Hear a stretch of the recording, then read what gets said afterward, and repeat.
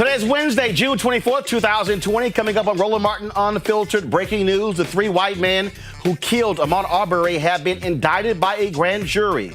We'll give you the details. We'll also look at some results of some of the primary races we've been watching. Congressional Black Caucus will be adding members to their rolls. A Milwaukee police officer responsible for the death of a man there had his first court appearance today. We'll tell you exactly what happened. In Valdosta, Georgia, a black man body slammed to the ground by cops. He's suing now for $700,000 for excessive force. Wait until you see this shocking video. Plus, I'll talk with former BET owner and billionaire Bob Johnson. He says black folks need a third independent political party. Really? Also, folks, black men talk about the power of the vote. That's a 2-hour special we're doing also with the National Coalition of Black Civic Participation. It's time to bring the funk on Roland Martin Unfiltered. Let's go. He's got it. Whatever the biz, he's on it. Whatever it is, he's got the scoop, the fact, the find. And when it breaks, he's right on time and it's rolling. Best believe he's knowing. Putting it down from sports to news to politics. With entertainment just for kicks, he's rolling. It's on go, y'all. It's Roland Martin, yeah. Rolling with Roland now. He's funk, he's fresh, he's real, the best, you know he's Roland Martin now.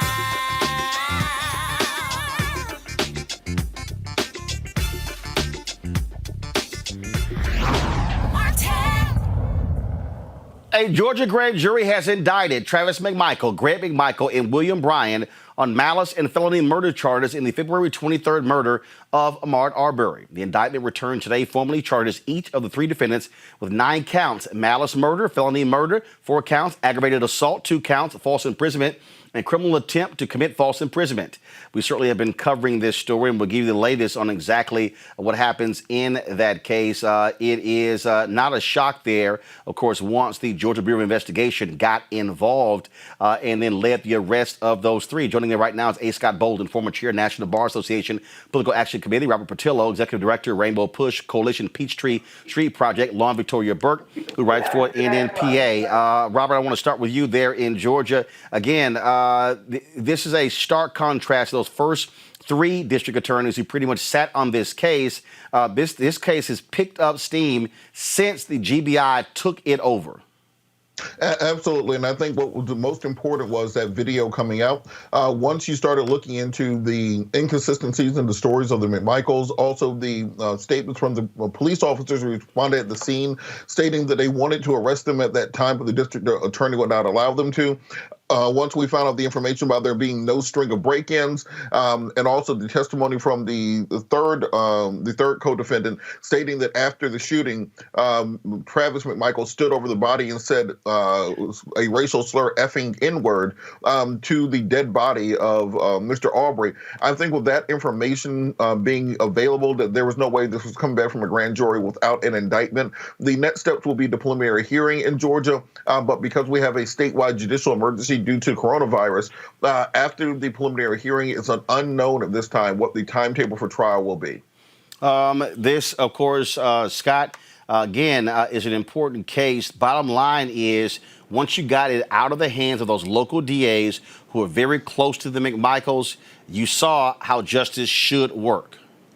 Yeah, you certainly did, and the Georgia Bureau of Investigation is one of the best state investigation teams out there, based on my experience. The indictments were almost presumed, and now that you have them, but look for the defense of these individuals to try to move this case out of their county.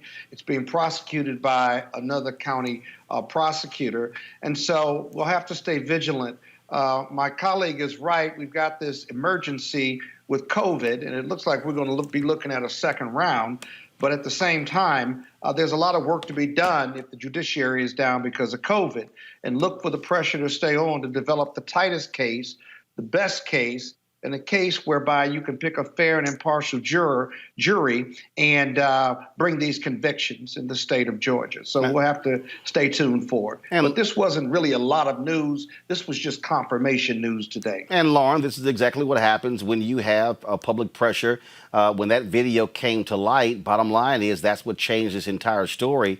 And again, action should be taken against those particular police officers because those DAs, because their lack of action was shocking, stunning, and abomination.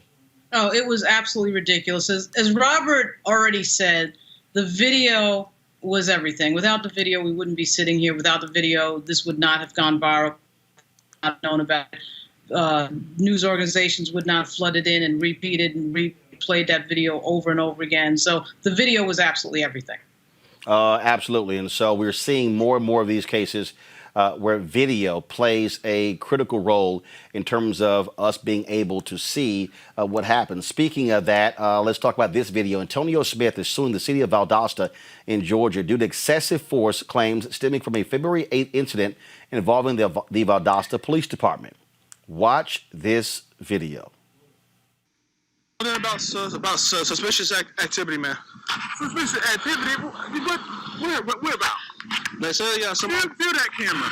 I told them what I was doing. Oasis Songs right here next to the I told them what I was doing. I was waiting for my sister, the Western Union, me some money. I always go there and get Western Union, and they know me. Hey, you got your ID on you? Yes, I got my ID. What are you guys doing? We're out here investigating suspicious activity. Well, So, I'm not doing anything. I've been around cameras, so I ain't been doing nothing. all right. So, what were you doing over there at the Walgreens? Waiting up for Western Union. Call my sister right now. She's in Florida. You have a cell phone, call her. Don't Call talk to me who? like this. Call my sister in Florida. Don't do this. What are you doing? Oh my God! What are you doing? Put your hands behind your back like you're told. Put your hands. What are you doing? Oh, Jesus. Oh, my God. Oh, please. Put your hands. Doing this thing. Oh, my God. Jesus. Oh, my God. Oh, my God. Stop. Oh, my God. Yeah, he might be broke. Oh, Jesus. Oh, my God. Oh, my God. Oh, my God. Relax. Oh, my God. Relax. Oh, my God. Oh, Jesus. Oh, it hurt. Oh, my God. Yeah, hold on. Relax. Jesus. Oh, God.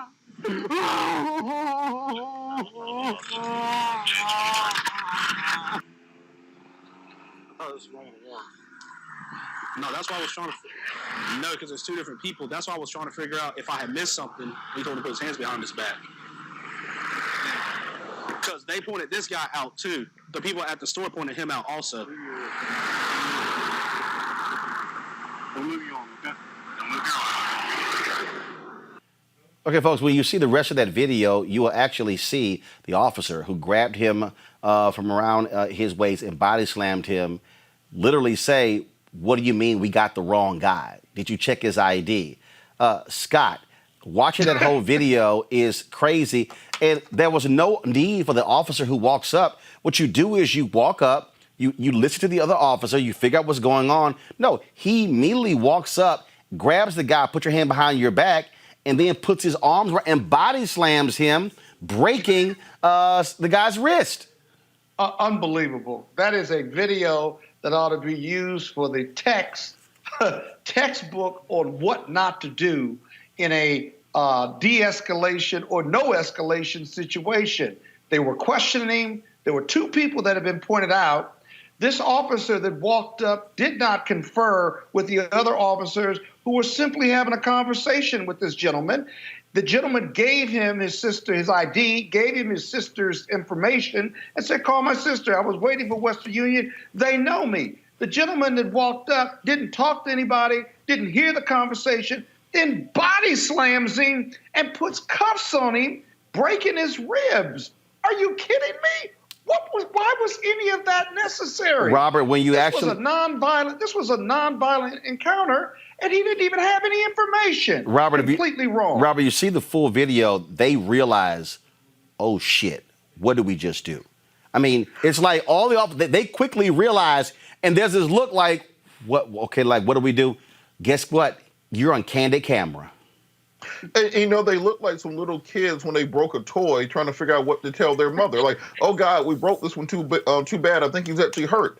And I can't stand the fact that this is what second-class citizenship looks like. This is the good old-fashioned Nazi Germany, apartheid South Africa. Show me your papers, where you're going, what are you doing? It doesn't matter that you're just an American citizen minding your own business, not accused of a crime, not in hot pursuit, not posing any violent threat. All this man was doing was walking down the street, and within minutes he's surrounded by 4 white police officers being body slammed to the ground. And guess what? If that wrist was not broken, this would just go down as another police interaction. This probably wouldn't even gone into a police report because there will be no complaint, because so many people in our community are used to excessive force, are used to police brutality, and it's only now that we're starting to stand up and fight back against it. But Robert, they have a right. They have a right to detain you, to investigate a crime. They do. What does body slamming him and putting him in handcuffs have to do with investigating and detaining him? Absolutely nothing. Well, and in fact, we're completely dead wrong here. And in fact, Lauren, again, the guy goes, okay, there were 2 people here. This is where you simply do good policing. That is, check his ID. There's another guy. You check him, who they're talking about. But this is, Lauren, what black people keep talking about. Like, automatically, cops go from 0 to 100. And you go immediately to excessive force. And guess who really should be pissed off? If you're white in Valdosta, Georgia, Lauren, you should be mad as hell because you're about to pay some serious money because of these idiotic cops. Exactly. And what they'll do is obviously they'll have some sort of a payout. This is the reason why we need, I think, some national federal standards for police. As my nephew likes to say, who used to be a police officer in Virginia Beach, every cop is their own police precinct. I mean, everybody can just have their own standards. All these precincts can have their own, all these departments can have their own standards. And obviously, there's no set of standards one way or the other that would prevent stupidity. But at least you would have a certain baseline standard for this profession, which of course doesn't exist today. I don't know whether, I have to look at the video to see if this is true, but it looked like the guy that body slammed him was the sergeant, which would be even more frightening, of course, because he would be the highest ranking officer there. And again, and not only that, this is a huge, this is a huge guy. And so not only are you body slamming him, all your weight is also going on top of this guy. Right. And it's like that dude was just waiting to body slam him. It was kind of like, all right. It's like Robert, he was like, I want to practice my wrestling move right now. I was watching the WWE and I want to practice it right now. And this is what we mean by this lack of humanity, this lack of human decency, this second-class citizenship that many of us are under, because it's that exact mentality in law enforcement, that I don't need to talk to this person, I don't need to listen to them. First thing first, handcuff them, body slam them in a completely non-violent situation, and then we'll talk to them after that. The amount of abuse, the amount of literal and physical terrorism that is exhibited and experienced by African-American people in this country in jails and during police encounters, only the ones that are on video are the ones that we really pay attention and know about. But for years, for generations, African American men have been talking about these things. I think it's finally time to bring these to light and start doing real reforms that will help. We got to get rid of sovereign or qualified immunity. That officer needs to pay his bill himself. We got to go after his pension fund, go after his retirement, get his house, get his boat, get his kids' college fund, and then he'll think twice about body slamming people. So we need real systemic reforms. All right, folks. He's got qualified immunity. Well, guess what? That officer will protect himself in qualified immunity. Well, that's why they're about to pay up as well. Folks, let's go to Milwaukee, where Michael Mattioli has been charged with first-degree reckless homicide in the death of 25-year-old Joel Acevedo. Mattioli, who was off duty at the time of the altercation, placed Acevedo in a fatal chokehold. A week later, Acevedo died of his injuries. Ben Crump joined the legal team in representing Joel Acevedo's family. Attorney Crump spoke at the rally that was held outside of the Milwaukee County Courthouse today. Here is what he said. Before I say anything, Attorney Lamar, I want the people to join me in letting the world know why we are here today. And the reason, brothers and sisters, we are here today is because Joel life matters. Joel life matters. Joel life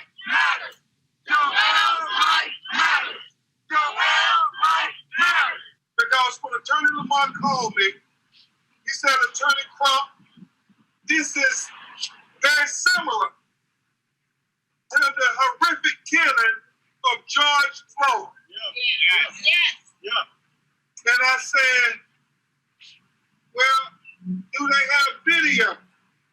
Attorney Lamar said, yeah, they have the video, but they won't release it. Because if they release it, we will see that this was just like the killing of George Floyd in Minneapolis, Minnesota. And so I am here to say to all the government officials who's supposed to be the advocates for justice, we don't need you to say anymore. All we need you to do is release the video. I understand now that Bernadette and Jose were right when they told me on the telephone that this is just like George Floyd, when Attorney Crump, they choked him even longer than they suffocated George Floyd. Go to my iPad. Here's another case. I'm going to add this to this one here. This is a tweet. Alvin Cole, a black teenager, was shot 5 times while fleeing police earlier this year. He was the 3rd person to be killed by the same police officer in 5 years in Wauwatosa, Wisconsin. Lauren, these 2 particular cases here, one of them a chokehold death. They keep saying release the video. There's a reason why police departments don't like releasing the video. But this is also why, and I'm not saying that they are somehow the panacea, this is why body cameras must be completely mandatory on every police officer in this country. Yeah, obviously, when you see the video come out right away, you know that the police think that the video makes them look good. And you know when the video doesn't come out that the video is problematic. Not only does the body cameras need to be mandatory, but it needs to be an act of obstruction of justice if they're turned off or if they're, quote, broken. You know, we already saw the Chicago Police Department has perfected the fine art of always having the body camera off when something happens that turns out to be a police brutality incident. It's just amazing how that happens. But police really occupy, I think, under the law, a special class right now. They can sort of get away with almost anything, frankly. And I think that the anticipation moving forward is that they're going to have that power to do anything they want to anybody, anytime, any place. That's what their expectation is. That's what they're going to fight for. That's what they're going to lobby for. And that's exactly what we need to change. Robert, this is, again, one of those cases. You have these police officers. In fact, that was one cop in, I forgot which city, who said, I don't care what they say. I am going to keep using a chokehold to save my life. You know what? And I think that person was a police union president. That person should be immediately taken off the streets. Yes, I think what we have to think about is the fact that we still use medieval methods in policing. What other part of American life is actual physical violence part of the job? There is no law that you can break in America where the punishment is a chokehold. There is no law that you can break in America where the punishment is being beaten with a stick by a law enforcement officer. There's no punishment in America or no crime that you can commit where you get shot by a firing squad of officers prior to trial. So if the way that we are arresting people is fundamentally more violent and more destructive than the actual sentence that you get if you are convicted, then we are doing policing wrong. We have to be looking at 21st century methods of policing and not medieval methods. Scott? Yeah, you know, this training piece is really important because it seems like the police, the way they're processing their training, this cannot be correct, that in order to get you to comply, whether it's being arrested, handcuffs, resisting, running, or struggling with the police, that they're free to use deadly force. We know under Tennessee v. Garner from 1982, the Supreme Court has said it is illegal and unlawful, a violation of your Fourth Amendment right to shoot a nonviolent fleeing felon, let alone someone you think's committed a misdemeanor. But in every one of these videos you break down, you see the police ultimately using unnecessary force or deadly force just to get their command complied with. That can't be proper training. There's got to be some judgment. And again, I always ask you on this show, who's giving these people guns and badges and uniforms with the American flag on their shoulder? We got to stop that before you even get into retraining or community policing or better policing. Absolutely. Speaking of policing, folks, Democrats today in the United States Senate blocked Senator Tim Scott's police reform bill. He was not too happy. This is what he said on the Senate floor. Here's the truth. In Detroit, Atlanta, Minneapolis, Los Angeles, Philadelphia, all these cities could have banned chokeholds themselves. They could have increased the police reporting themselves. They could have more data information themselves. They could have de-escalation training themselves. They could have duty to intervene themselves. Minneapolis as well. All these communities have been run by Democrats for decades. Decades. What is the ROI for the poorest people in this nation? And I don't blame them. I blame an elite political class with billions of dollars to do whatever they want to do, and look at the results for the poorest, most vulnerable people in our nation. I'm willing to compete for their vote. Are you? Robert, did he somehow forget you have Georgia Republicans who are in control of the state legislature?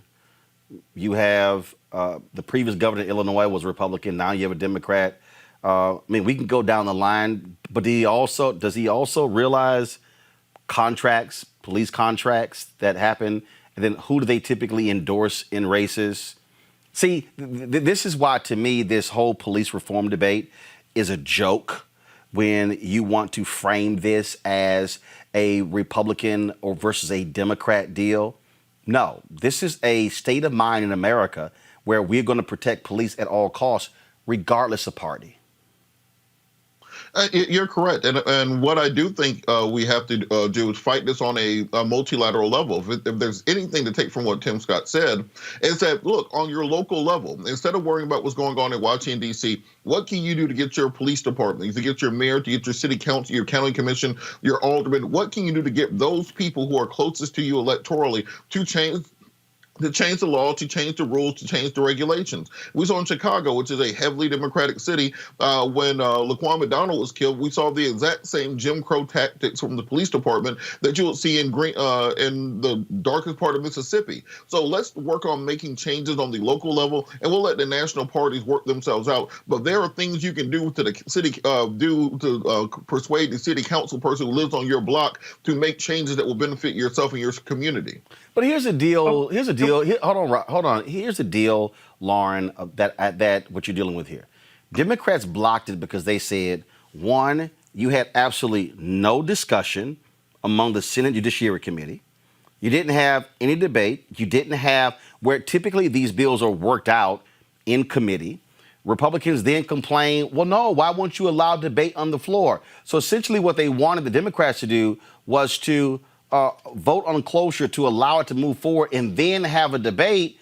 But Democrats are saying, why in the hell will we do that? Because once we get it past cloture, we got no control, Lauren, what happens after that. Their leverage is in this vote. Yeah, exactly right. I mean, let's be real. The Republicans are not serious about this issue.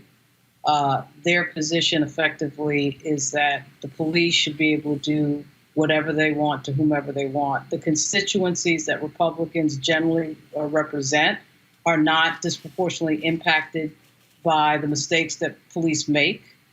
I'm not saying the Democratic Party has been great at figuring that out, because they haven't. I mean, we sat there and stopped for 12 years, and Hillary Clinton and Schumer said absolutely nothing about that. Obvious Fourth Amendment violation. But at the same time, you know, this irritating, annoying talking point that Tim Scott brought out with regard to state, do things to people who are disadvantaged. I mean, come on, man. Really? South Carolina, Mississippi, Alabama, Louisiana. He doesn't really want to play that game. And the other problem is that Tim Scott, I mean, at some point you got to get real with reality and yourself, regardless of party. And Tim Scott's always going to be caught in this vortex because he understands that racism exists. He understands that there's got to be something that changes, but his party is completely against that. He's trying to thread this needle of being friends with his party and getting something real done on policing, and then looking at these videos come out week after week, year after year, decade after decade. You cannot thread that needle. At some point, you have to admit what is true. And he doesn't want to do that. He wants to play this game. Scott, here's Scott, here's a tweet from Chuck Grassley. Go to my iPad. Democrats block opening debate on police reform, preventing chance to offer amendments and publicly negotiate. Senator Tim Scott offered to work with Dems on amendments they say they want, but they said no. Now they demand to negotiate behind closed doors, not how Senate should work. What the hell is he talking about? This is a dude who is the Senate Judiciary Committee chair. That's exactly how it works. Not only that, this whole deal of like, no, we should debate in public. Are you serious? It's like, stop. You're not fooling anybody. Negotiations in the Senate aren't all on C-SPAN. But guess what? As Senator Kamala Harris said, the Senate Judiciary Committee, that's a public hearing. It's public. No, but they don't want it actually there. And so my deal is this here. If you're actually serious about a bill, why wouldn't you say, let's negotiate it back and forth and then put it on the floor? Well, because they know that negotiation is going to be a problem for them. They know a public and private negotiation, because that bill doesn't go far enough. It doesn't fix the problem. It puts a Band-Aid over it. It doesn't eliminate qualified immunity. It doesn't change the standard from reasonable force to necessary force. It doesn't go as far as the Democratic version in the House, and that's where you really want to confront the problem. The Republicans aren't serious about this. They know they're politically in trouble. They need those police unions. So it's just not going to work. And when you start the debate that it's Democratic liberals and elitists that are the problem in urban cities, even if though you're in a red state, you're not going to move the ball forward, because it's not a red problem or a blue problem, a black problem or a white problem. It's a blue problem. It's a humanity problem that has to stop. And if you talk about it in human terms, you can get to fixing this. If you talk about it in political terms, you're going to only get a political stalemate, and all black lives don't matter. Any life doesn't matter when you're putting us at risk of the police, and we're always put at risk when the police engage us as black men and black women. And that's the problem. All right, folks, let's talk about last night, what took place in the election front. It is too close to call in Kentucky. They're still counting the ballots in the race for the Democratic nomination for the Senate between Amy McGrath and Charles Booker. Again, right now, Booker is down. Of course, he sued, trying to keep the polls open. There was one injunction. They kept them open until 6:30, but of course, many his supporters believe that having only 200 polling locations in the entire state actually hurt him. But the big thing that we saw yesterday took place in New York, where long-term Democrat Eliot Engel bounced, crushed by an African-American, Jamil Bowman. We had him on the show, just crushed. Engel got the support of the Congressional Black Caucus Political Action Committee, but it reminds me of the race with Ayanna Pressley when she ran against a long-term incumbent, another white male. She beat him, and the CBC PAC actually backed that incumbent. Also, we see in other races as well, where you have another African-American who won a race, Mondrian Jones. We also have Richie Torres, who is leading in that particular race over Mike Blake, an African-American. Some 40,000 ballots are still outstanding, and so a lot of different things happening there. We also, of course, in Virginia, Dr. Webb, we had him on the show. He blew away with the Democratic nomination. Democrats could pick up that seat right there. Robert, you talk about, again, a strong showing last night. And it's very interesting. People keep saying, oh, my God, progressives are dominating. But the reality is here. It depends on the race that you're running in, where you have some races where Democrats are winning. They are centrist. There's some where you have people who are progressive. That's what you're seeing here. But it's also people who know how to run these local congressional races are local. That's what they are.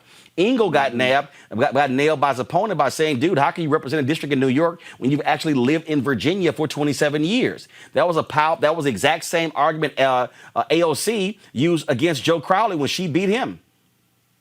You're absolutely correct. And one of the big things I think what we're seeing is that as the party bosses in the states lose power, what we saw for years were complicated primary systems inside baseball. State and local parties keep African-American candidates out of races that they had the opportunity to win. Now that those systems are starting to break apart within Democratic primaries and state parties, we're seeing more people open up, and we're actually seeing a reflection of what the people those districts want instead of what the party bosses want. It was less than 10 years ago, and right here in Georgia, where it was nearly impossible for a black person to run for statewide office without the endorsement of somebody from South Georgia, somebody from Dublin or Oglethorpe, somewhere like that. We're finally seeing these things open up, and I think it's good for our democracy to have the actual voices of the people heard. But it's not just that. It's not just that, Scott. Last night, it's a 24-year-old candidate, who a Republican, who was running to take the seat of Mark Meadows in North Carolina. He had his hand-picked person. In fact, what he did was he resigned at the last second to allow this woman, the only person to actually jump in the race, block others out. She got crushed by him last night, and Donald Trump backed the establishment candidate. This 24-year-old kid beat them all, blew them away. Yeah, different dynamic. This was a young kid. He was physically challenged from an accident, very telegenic, and did not have Trump support, was a Trump supporter, but ran on conservative, traditional views and issues on his agenda. And the voters there said they wanted change. That's interesting to watch because they rejected Trump. They've rejected Trump before, but he's being trounced in the polls over COVID and criminal justice reform, or COVID and the racial justice issues that he won't respond to. In the Democratic side, something really is happening with Justice Democrats. That's the organization that backed AOC. That's the organization that backed this other gentleman in New York that beat Ingo. They're not only raising money, they pick issues, exploit that issue in the Democratic primary to the opposition in the primary, and then they organize voters and organize the community behind them, whereby they figured out how to win these local races. You see AOC, you see Ingo getting beat. You're going to see that in other parts of the country where they're heavily Democratic centers, that they can exploit the incumbency that's been there for 10, 20, 30 years and gotten comfortable with leadership, but forgotten to be with the people and get organized and campaign in these local elections. We're going to see more of this, I think, because America and these communities are ready for change, and AOC and Justice Democrats provide that change and make them believe again. Lauren, this is real simple. Nobody's guaranteed to a seat. If you want, look, if you want to maintain your seat, you got to run. Congresswoman Yvette Clarke, almost got beat 2 years ago. Look, guess what? She worked it last night. She dispatched the people who are running against her. This is what happens. This whole idea, if you're a Democrat or Republican, oh my God, Ingo was personally offended that he actually had competition. And I'm like, I'm sorry. I don't care who you are. Let me be real clear, y'all. I don't care who you are. All House seats are up every 2 years. Of the 435 members of the House, nobody is guaranteed a seat. You must run, Lauren. Right. Yeah, I think that's fairly obvious. I mean, Carolyn Maloney is the other one that's out there that we still don't know the result. I do think it matters. She's hanging on by a thread. Yeah. It matters who exactly we're talking about. And in the case of New York, where we are, it's very, very much easier in New York for a progressive candidate to win and challenge a long-term incumbent. In the case of Joe Crowley and Elliot Engel, that was just really easy. Elliot Engel, he had as his legal address Potomac, Maryland. He just can't get away with that. And that's kind of stupid. Who let that happen? That's kind of stupid. That's all I'm saying is this here. People get offended. They get offended, Lauren, when people are running. I'm sorry. You got to run. Okay? And guess what? If you get challenged, state your record, go out there, and you beat them. Or you might lose. But you still have to run. Right. You're 20 points down. I just don't get this whole how dare you run against me. Well, I think for the Watergate class, which Elliot Engel is probably from the Watergate class, that there's sort of this idea that you came in because of fairly good reasons, obviously Richard Nixon. But the older members, there's always been sort of an understood, I don't want to say agreement, sort of an understood thing in their head that I'm the incumbent and so I'm here. But we live in a political world that's completely different, obviously, from the 1970s. So AOC coming in, now Jamal Bowman, I mean, they are, to me, those were fairly easy races because the people that they beat had just completely checked out of the district. Got it. And in the case of Yvette Clarke, of course, that didn't happen because she's there and her mother has a legacy, and it's the seat of Shirley Chisholm. It's a little bit easier to hang on to, but it is a seat thing that you don't see very often at all. Bottom line is, incumbents, you aren't guaranteed seats. All right, folks, let's talk about this. I'm going to deal with this one issue here that we have been seeing. Over the weekend, protesters brought down 2 Confederate statues on the grounds of the North Carolina Capitol building in downtown Raleigh. Well, as a result, Governor Roy Cooper ordered the rest of the Confederate statues at the Capitol removed. Well, this week, the state legislature, Republicans put a pause on discussions of funding monuments to African Americans on the Capitol grounds and another block downtown. Now, this is a week after $4 million in funding for the proposed monuments passed the Senate easily in a surprise vote. The money was set to be discussed in a House committee, but was pulled from the agenda. We're seeing this all around the country. We saw a statue of John Calhoun coming down in South Carolina. We saw what happened in the nation's capital. We're seeing this all around the country, where Americans are confronting the images of white supremacy. You have Donald Trump, who wants to protect these monuments on federal grounds, saying, put those folks in jail and give them long prison time. Isn't it amazing how hyped he is about defending Confederate statues? You have the Confederate flag battle still ongoing in Mississippi, where Governor Tate Reeves does not want to really move on that as well. We're seeing this happen, and now we're seeing these Republicans and conservatives just so upset and angry. And how dare y'all do this to the statues? But the reality is this: they were domestic terrorists. They were white domestic terrorists, and they lost. Please, I want to see any Republican or conservative or Democrat stand up and defend any city in America putting up a monument to any of the 9/11 hijackers. Or how about to any of the people who stormed the embassy in Tehran in 1979? How about putting up a monument to Muammar Gaddafi, Libya, responsible for shooting down an airliner? Put that up at a nearby airport. See, that's the same. But for these people who somehow don't understand, African Americans are not trying to salute statues and flags of people who wanted to keep us enslaved. I don't understand why folks find this hard to comprehend. Could it be that you have folks who think like the woman in Virginia, the state legislator, who actually said they're getting rid of white culture? Could that be the problem? That we have now defined the Confederacy as white culture? It's time for some folks to get a grip, and those statues must come down. Real quick thoughts from our panel on the action in North Carolina, suspending the funding for black statues because these other statues came down. Start with you, Scott, Lauren, then end with Robert. Scott, go ahead. Well, they're teeing it up so that they can negotiate to keep some of these statues and to release the $4 million, which is the wrong-headed way to negotiate this because of the white culture. I think you hit it on the head. But the pressure has to stay on. That money's been allocated, and they're going to have to release it at some point. At least I hope so. But look for them to want to compromise on some of these Confederate statues who were losers and domestic terrorists. Lauren.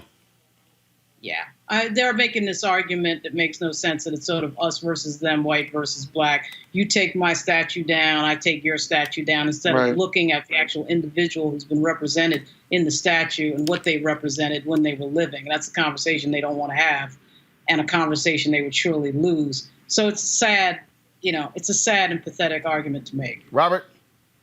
It's really interesting to me the fact that we still live in a country where white supremacy is so entrenched, so fundamental to the fabric of the country, that people think any attack on white supremacy is an attack on America. That if you have any criticism of white supremacy, you therefore somehow don't understand or know or appreciate your history. We have to break that causal connection. All right, folks. Panel, I appreciate it. Scott, Lauren, Robert. Coming up next, folks, Bob Johnson, founder BET, joins us. He says black folks should start a political third party. Okay. We'll discuss next on Roland Martin Unfiltered. You want to support Roland Martin Unfiltered? Be sure to join our Bring the Funk fan club. Every dollar that you give to us supports our daily digital show. There's only one daily digital show out here that keeps it black and keep it real as Roland Martin Unfiltered. Support the Roland Martin Unfiltered daily digital show by going to RolandMartinUnfiltered.com. Our goal is to get 20,000 of our fans contributing $50 each for the whole year. You can make this possible. RolandMartinUnfiltered.com. All right, so a lot of y'all are always asking me about some of the pocket squares that I wear. Now, Robert don't have one on. Now, I don't particularly like the white pocket squares. I don't like even the silk ones. And so I was reading GQ magazine a number of years ago, and I saw this guy who had this pocket square here, and it looks like a flower. This is called a Shibori pocket square. This is how the Japanese manipulate the fabric to create this sort of flower effect. So I'm going to take it out and then place it in my hand so you see what it looks like. And I said, man, this is pretty cool. And so I tracked down, it took me a year to find a company that did it. And so they basically about 47 different colors. And so I love them because, again, as men, we don't have many accessories to wear. So we don't have many options. And so this is really a pretty cool pocket square. Now, what I love about this here is you saw when it's in the pocket, it gives you that flower effect like that. But if I wanted to also, because if I flip it and turn it over, it actually gives me a different type of texture. And so therefore it gives me a different look. So there you go. So if you actually want to get one of these Shibori pocket squares, we have them in 47 different colors. All you got to do is go to RolandSMartin.com/pocket squares. So it's RolandSMartin.com/pocket squares. All you got to do is go to my website, and you can actually get this. Now, for those of you who are members of our Bring the Funk fan club, there's a discount for you to get our pocket squares. That's why you also got to be a part of our Bring the Funk fan club. And so that's what we want you to do. And so it's pretty cool. So if you want to jazz your look up, you can do that. In addition, y'all see me with some of the feather pocket squares. My sister, who's a designer, she actually makes these. They're all custom made. So when you also go to the website, you can also order one of the customized feather pocket squares right there at RolandSMartin.com/pocket squares. So please do so. And of course, it goes to support the show. And again, if you're a Bring the Funk fan club member, you get a discount. This is why you should join the fan club. All right, folks. We're set. We had connection with Bob Johnson, and so for some reason lost connection. So we're trying to reach him back. So trying to figure out what's going on. So guys, let me know in the control room if we got Bob back. Okay. Do we have? Sorry, what did he say? He's not available. Okay, all right. So he said that we were supposed to be on at 6:30, and it wasn't available. But I know when we reached out, I was monitoring this whole deal. We finished that one conversation, and so once I got the notice, so okay. So here's the deal. Okay, so Bob Johnson was on. So tell Bob to call back. Tell Bob to call back. We had the connection, and so tell Bob I'm ready to talk to him. He's no longer available tonight. Okay, because he said we're supposed to interview him at 6:30, and we didn't go to him precisely at 6:30. Bob ran a network. Bob know how television goes. Okay, all right, so let me find this video. Okay, so Bob Johnson was on CNBC. He was on CNBC. And he said that black people should be forming a independent party. Okay, so what I was going to ask Bob is, it's June of 2020. Why is Bob saying this right now? I don't understand why Bob is saying in June 2020 why black people should be forming an independent party. But when I thought about it, I went back to December 2nd when I interviewed Bob on TV One, December 2nd, 2016, after Donald Trump won. This is what Bob Johnson said then. The meeting I'm talking about, I mean, it's real. That needs to happen. That meeting, I will go to that meeting if it's somebody calls the meeting together. What if you call it? I would call the meeting if the meeting flies under the banner of what Bill Clinton said. No, that's fine. Here's the deal. You and I will call it. Okay. You and I will call it. Okay, let's call a meeting, and we'll figure out, we can have it at, like I say, like when they meet, it's on a weekend. Look, X number of people come here for that particular weekend, which lays the path, because we have to fund our own grassroots. We can't wait every election for the candidate or the party. Can you please fund it? We have to drive our vote. But we first have to have a philosophy and an ideology behind the fundraising. I don't want to raise, I raise money a lot of times, yes, but I have an ideology. I want to make more money. So I understand how to raise money. That's not the issue. For here, I want to have an ideology behind why are we raising this money. When I call a donor and say, hey, come to this meeting and we're asking everybody to put up, whatever you can based on whatever you can give. Right. To raise well, you call it a PAC, for instance. But what is the philosophy of this PAC? If they say this PAC is no permanent enemies, no permanent friends, just permanent interest, I'm with that. All right, so here's what we'll do. So you and I will call that. We'll talk. We'll figure out date, meeting place, and we'll do that. Okay, I'm with it, because I believe this is essential to African Americans' future in this divided nation. No, I agree. So, okay. So here's the issue that I have. And again, I wish Bob was on. I would tell him, and we're going to try to book Bob on the show tomorrow. I called Bob's people to actually set that up. It never happened. So I don't understand. You say that 4 years ago and nothing happens in 4 years, and now all of a sudden you're saying it. I just got an alert where Bob also, I guess, gave an interview with Fox News that says BET founder mocks crowds tearing down statues, calls them borderline anarchists in Fox News interview. So I don't, again, let me be real clear. This is the thing that I think I think it's real easy to say that, oh, we need to have this. Who funds it? Who organizes it? Y'all just saw. I say it. Let's call a meeting. I reached out to his people about that, never heard back. So, I'm just saying. To me, you make this comment now in June. I've already had some other people who are like, I don't understand. I don't understand the call. I really don't. I don't understand the call. I don't understand the timing. I don't, and I'm just trying to understand it. I have folks on YouTube who are saying, Bob is a big Trump supporter. He's talked about the Trump economy and how it's been good for African American stuff along those lines. But that's the piece there. I mean, because let me just help folks out, because I get this. People say this a lot. We need our own party. First of all, if you look back, the last successful third party was the Reform Party. It was funded by Ross Perot. When Ross Perot ran in 1992, the Reform Party was born out of that. And it was disaffected Republicans and disaffected Democrats who formed the Reform Party.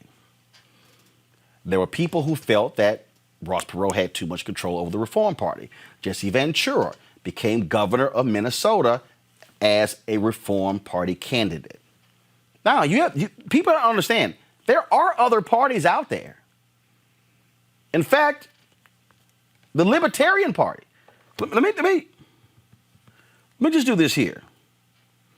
And in fact, if you study people, in New York State, there are multiple political parties in New York State that actually have a line on the ballot. See, when we go in and vote, it lists all people who are running for president. There's this belief that it's only 2 or 3 people. No, there are tons of people who run for president who actually qualify for the ballot. In fact, let me see how many this is just Google. How many parties are on the ballot in 50 states? Okay, this was what Ballotpedia says. List of political parties in the United States. So they actually have this list on there. Now, here's the deal. This is as of September 2019. Go to my iPad. So, it says 3 minor parties were recognized in more than 10 states as of September 2019. Libertarian Party, 37 states. The Green Party, 26 states. The Constitution Party, 14 states. Although there are dozens of political parties in the United States, only certain parties qualify to have the names of their candidates for office printed on election ballots. In order to qualify for ballot placement, a party must meet certain requirements that vary from state to state. For example, in some states, a party must organize around a candidate for a specific office. That candidate must in turn win a percentage of the vote in order for the party to be granted ballot status. In still other states, an aspiring political party must register a certain number of voters. Okay, so let me unpack that, okay, for the people out there what that means. See, so it's real easy to say, we need our own party. But there's no guarantee you're going to be in all 50 states. So really, I think when you listen to what Bob Johnson said, is that do you need an entity that is advancing black interests? Well, we have various groups. Poor People's Campaign doing that. NAACP, National Urban League, other civil rights groups, those things are all there. I just think that when we start saying stuff like we need our own party, we might want to know exactly what the hell that means. Because it's not as simple as people think. Now, what I argued when Bob was with me in 2016 is that I believe we as African Americans need to have a significant funding apparatus whose sole job is to drive black voter turnout when it comes to elections. Now, Diddy, when he made his announcement, he's working on this entity that we're going to hold our votes hostage. Y'all saw my video on this show where I described that there has to be an entity that exists 365 days a year that serves not just demanding something of a candidate, but then following up to that particular initiative. So if that's what Bob's talking about, okay. But are you going to fund it? Are you going to contribute $5 to $10 million to that entity? Are other African Americans going to do it? Now, there's a thing called the Black Economic Alliance, a group of well-to-do African Americans who wanted to use their dollars to influence public policy. They actually exist. They've had forums. They had a forum that actually aired on BET in June. They've run commercials. They exist. That's an entity. So I want us to understand that there are entities out there who are already doing what Bob is talking about. But when you start saying we need our own political party, y'all, that sounds really great. It's a great statement, but that sucker ain't easy. It ain't easy at all. And I just want us to understand the reality behind it. So we're gonna reschedule Bob. And so bottom line is here. We'll get him on. He can't come on tomorrow, but we'll reschedule him, and then we'll make it happen. So coming up next, folks, we're going to talk about the power of the vote for the perspective of black men in partnership with the National Coalition of Black Civic Participation. That's coming up next on Roland Martin Unfiltered. You want to support Roland Martin Unfiltered?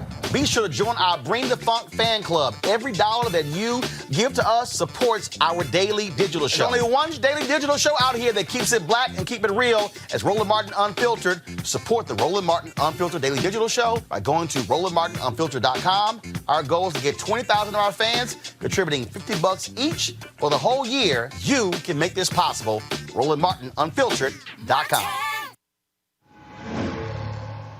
All right, so a lot of y'all are always asking me about some of the pocket squares that I wear. Now, Robert don't have one on. Now, I don't particularly like the white pocket squares. I don't like even the silk ones. And so I was reading GQ magazine a number of years ago, and I saw this guy who had this pocket square here, and it looks like a flower.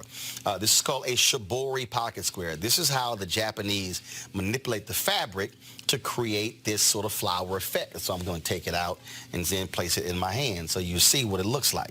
And I said, man, this is pretty cool. And so I tracked down, it took me a year to find a company that did it. And so they make these about 47 different colors. And so I love them because, again, as men, we don't have many accessories to wear, so we don't have many options. And so this is really a pretty cool pocket square. Now, what I love about this here is you saw when it's in the pocket, you know, it gives you that flower effect like that.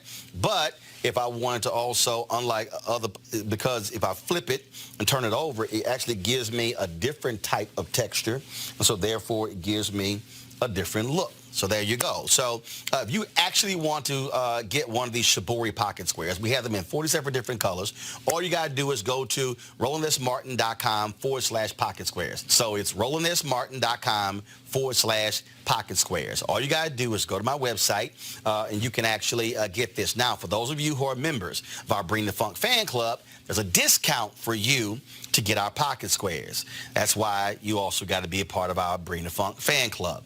And so that's what we want you to do. And so it's pretty cool. So if you want to jazz your look up, you can do that. In addition, y'all see me with some of the feather pocket squares. My sister, who's a designer, she actually makes these. They're all custom made. So when you also go to the website, you can also order one of the customized feather pocket squares right there at RolandSMartin.com/pocket squares. So please do so. And of course, it goes to support the show. And again, if you're a Bring the Funk fan club member, you get a discount.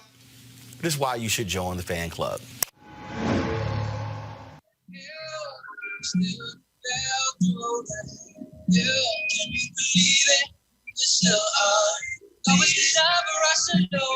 Roland pulling up.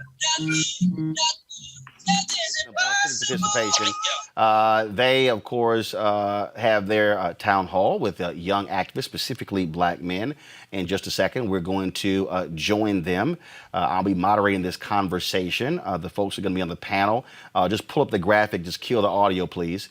Jared Sawyer, he is the Black Youth Vote Georgia coordinator with the Georgia Coalition for the People's Agenda. Sean Dove is Chief Executive Officer for Campaign for Black Male Achievement. Diallo Brooks is a board member, National Coalition on Black Civic Participation, and Director of Outreach Partner Engagement for People for the American Way. Reverend Tony Lee is a board member of the coalition, also pastor Community Hope Church, Temple Hills, Maryland. Dwayne Crawford is an advisory board member, Executive Director of National Organization of Black Law Enforcement Executives. Sean Preston, State Coordinator, Michigan Black Youth Vote. Tony Lewis Jr., author and activist, and my son, of course, New York General Raptivist, co-founder, Until Freedom. And so we're going to go. All right, folks, let me know when we have them ready to go live. So they have their DJ playing right now. And so, yes, Henry, really.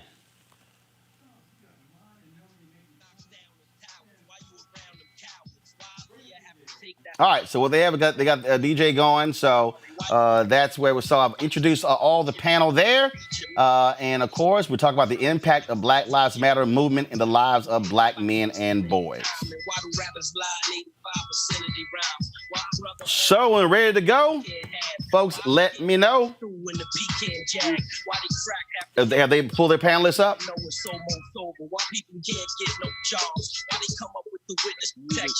There we go. Gentlemen, how we doing?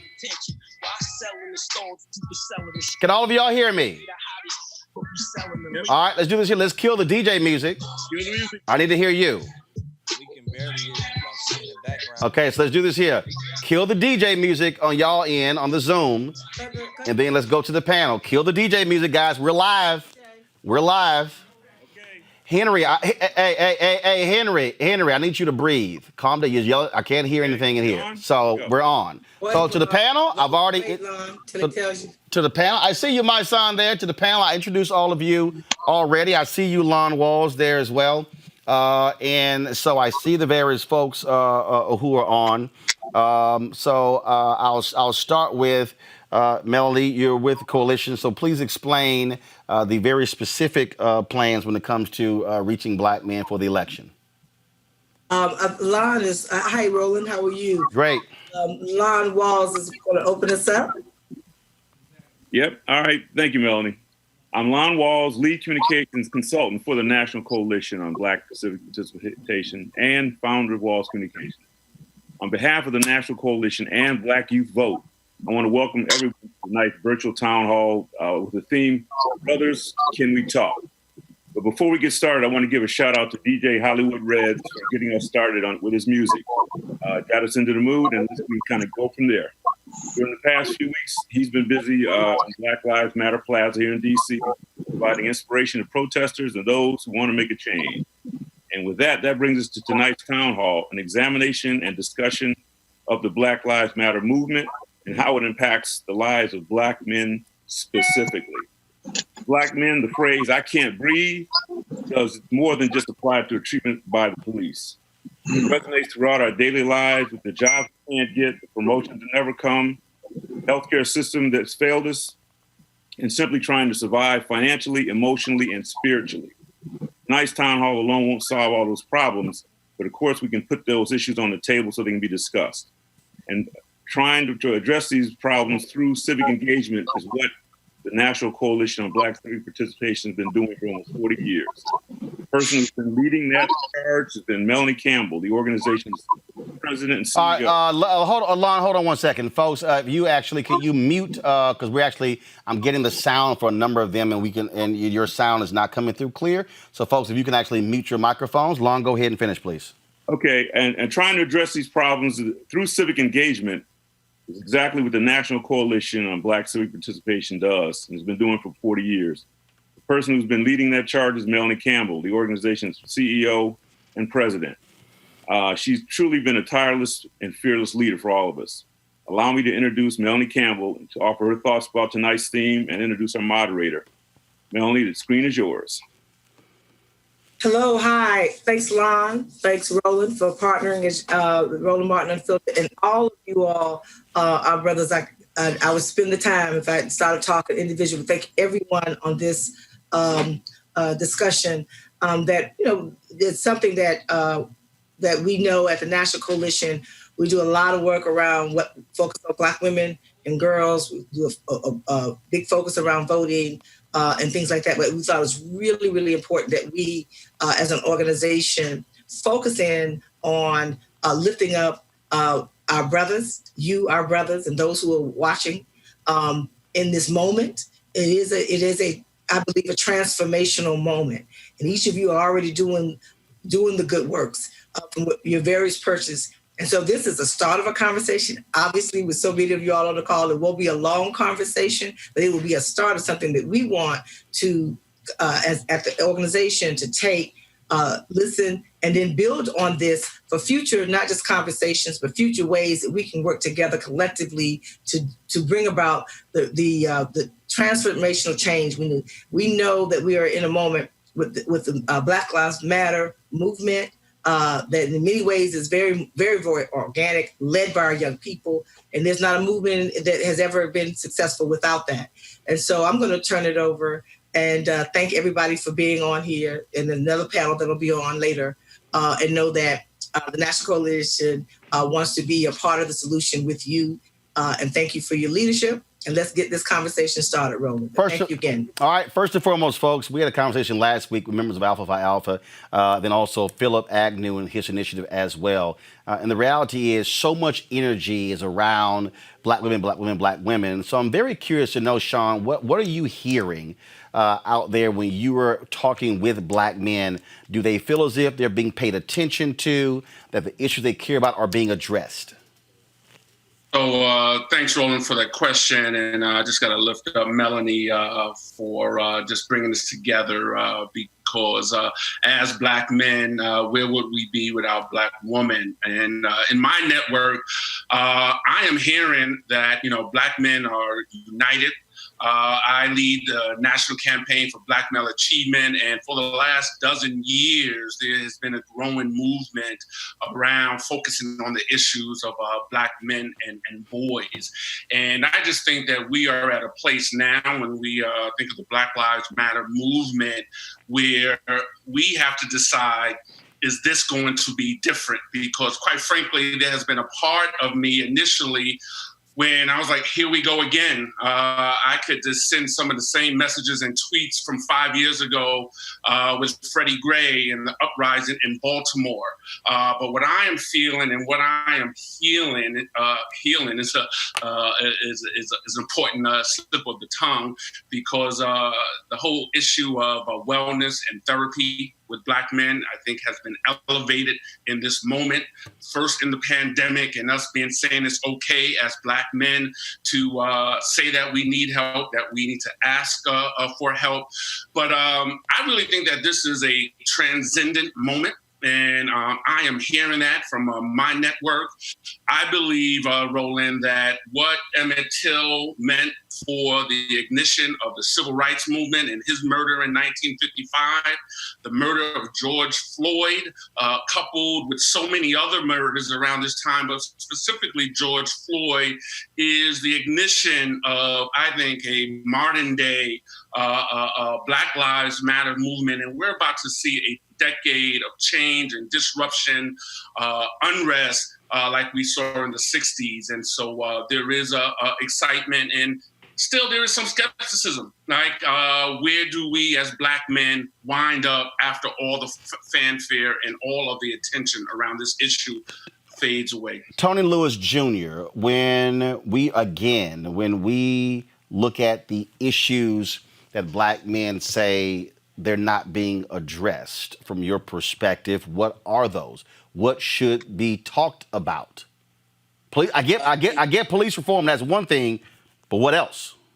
Yeah, I think we definitely have to look past police reform. I think we won't have social justice until we have economic justice. And so much of that, unfortunately, we talk a lot about how disproportionately Black men have been impacted by the criminal justice system, and how that has created great challenges for us to really ascend and be able to be economically safe. And our communities continue to deal with public safety. And I think so with that, I think Black men want to be acknowledged. Black men want access. They want opportunity. Black men want to be able to speak for themselves. They want to be able to be included, particularly Black men from the most impoverished communities, Black men that have had challenges in their lives. My work in reentry has taught me that so many of them want to be able to come back and truly, take care of their families and protect their communities. But they can't do that when they can't get a job, or they can't live where they want to live. So all of those things are super important. So I think as this energy around the Black Lives Matter movement really has to be hyper-focused in how do we create economic justice when all these philanthropic organizations are looking to give to causes that we have to ensure that funding, that money reaches the people that need it the most. And we have to empower those that are really more likely to have police involvement, even on the police reform front. It needs to be people that grew up in communities where you had daily, multiple interactions with policemen daily, to really help the police get to the point where they need to be to serve and protect our communities. That can't come from people that's just simply talking about being pulled over by the police. And that's not a shot at those folks. I'm just simply saying that I feel like a lot of Black men feel like our voices, particularly Black men from impoverished communities, Black men that have been formerly incarcerated, Black men who may not have went to college, they feel like their voices aren't necessarily at those tables. So I hope that moving forward, we can be more inclusive about the Black experience and get sort of those issues to the front. So that they can be addressed, because I feel like those are the people that really can speak with the most expertise when it comes to police reform and really what Black people need in this country. My son, from your perspective, what messaging should be taking place when it comes to getting Black men, not just to register and to vote, What should be said, and not just from politicians, but also from grassroots groups, civil rights groups, others? Well, I think in order to get black men involved in voting, you have to talk about things that actually directly impact. You know, you have to, like Tony Lewis said, you can't keep having conversations about us without us. And those who are directly impacted really are the ones who are going to be the solution. A lot of our black males are, you know, when we look at education is failing black males. You know, I'm being an educator, I actually teach at forums with educators, with principals, with teachers, and they don't even identify how to keep the young black man in school. You know, they have not come up with curriculums, they not come up with teaching styles that really adhere to what the black man needs. So we have to really be intentional these days. We're having conversations and we say, oh, just vote, but you're not talking about things that they really want. Black man wants to be able to provide for his family. He wants to feel, you know, black man, we don't want masculinity to be targeted all the time. I'm part of organizations where my sisters are my leaders. You know, the Until Freedom I'm one of the co-founders, where Tamika Mallory is the leader, Linda Sarsour is our leader, and I have no problem following my sisters because they are built to lead. They are the mothers of this civilization. But there has to be space to where it doesn't make us feel as if we can't speak. If we speak too loud, that we're saying something wrong. You know, there's too much aggression. There has to be. We have to fit what the black man encompasses. You know, so when we talk about laws and voting, we have to talk about things that specifically are directed to black males. You know, we're into certain things that I don't think this culture or what they're talking about as far as voting is even focusing on. We're so far, like, our kids need to be educated a certain way. We need to be educated according to what it is that we love. You know, I tell teachers all the time, black males, as a young black male, I wasn't interested in sitting in the room while you just put something on the board. We were interactive learners. We learned off being interactive. So we have to start building curriculums. We have to start figuring out how do we build schools, and how do we build around curriculums that empower black men, that make black men want to be involved. How do we have jobs that not just only make a black man make a little bit of money, but he's an entrepreneur. He's able to sustain and be somebody who's actual contributing member of his family. You know, right now, I love our sisters. Our sisters are graduating at higher rates than us. And it's beautiful because they are the mothers of civilization. But at the end of the day, we have to focus on why these things aren't happening for black men, and then focus on what do we do to make sure that they do happen for black men. This is, and again, when we talk about issues, we talk about what should they be. Dwayne, again, what are they? If you're out there speaking to a brother, whether he's young, middle-aged, or old, what are the issues? Well, I think one, we as black men have no time for what I call separating the sheep. I'm 55 years old. I want the best for my 10-year-old, my 18-year-old, my 30-year-old, 40-year-old. My time is wrapping up. And I think we've got to figure out, I told my son this, and maybe one day my grandson, that we've got to figure out not what's left in my life, but how do we give them every possible chance? And I think it starts with one listening. I don't at 55 even think I know what an 18-year-old is thinking, but I can definitely listen and be honest. And I think part of this thing about being honest, it isn't about you telling a young person what your life was. It's about being honest about what went well, what didn't go well, and what you want to tell that young brother to give him the best shot. So many times we get in these conversations about elevating ourselves. It doesn't matter what D did. Don't matter at this point. What matters is listening and doing everything possible to get my resources, my circle of influence given to that young man, those young men. You know, to me, I know it's easy for us to say, oh, that's gone bad. I'm proud of our brothers. I'm from North Philly. I'm seeing brothers that take a lot more responsibility at an earlier age than I did. But I think also I got to stand to the side and say, what? Brother, listen, I'll listen to you, and you can have my platform. But this is a time about elevating and educating and empowering, but also being honest of what it means to be a man, what's expected of them, but also what our shortcomings were. To Reverend Tony Lee, your perspective. Well, so, and I think that also, though, that we do have to deal with that there are some institutional pieces, or this institutional racism, systemic racism, from a faith perspective, or you call it wickedness in high places, that we also have to deal with. And so we're dealing with issues of poverty, health disparities, food insecurity, a lot of that kind of stuff. And there's a need to be able to navigate how these institutional issues impact the daily lives of our brothers, how the system is rigged in such a way, whether it's the school to prison pipeline, whether it is issues around policing, etc., how that impacts daily lives. And if we don't hit that, then folks won't see how it's relevant to them. And then they won't understand fully the need to deal with the policy stuff, the institutional stuff, and the voting stuff.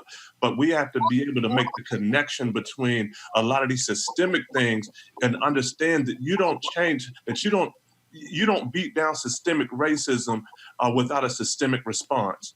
Protest is a piece of that systemic response. And so systemized protest, but also with protest are some other things that we have to do to be able to grab a hold of and deal with systems and institutions that have been, that at the end of the day, it's white supremacy, it's white supremacist thought, and it is systemic, endemic racism that we have to deal with that is seeped into the systems of this nation. Jarrett?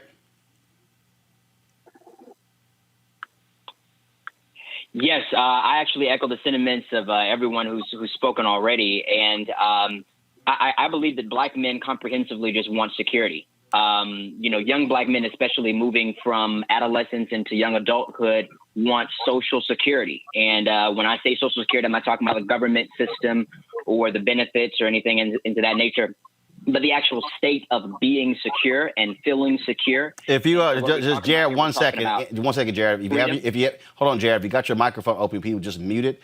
That way, I'm not getting the feedback for someone. Jared, keep your microphone open. The rest of the panelists, please close your microphones. Jared, go right ahead. Oh yes. So when we talk about the state of being secure, we're talking about freedom. The freedom that Black men want to feel, freedom from danger, safety, freedom from fear or anxiety, freedom from the prospect of being laid off from their job. So we're talking about job security. Black men want an equitable chance at life and at living. And so I echo the sentiments of everyone who's spoken, but I believe that comprehensively, and I can only speak on the behalf of the young Black male community, that young Black men, especially moving from adolescence into young adulthood, want social security, the state of being free. Diallo, your perspective on the first question.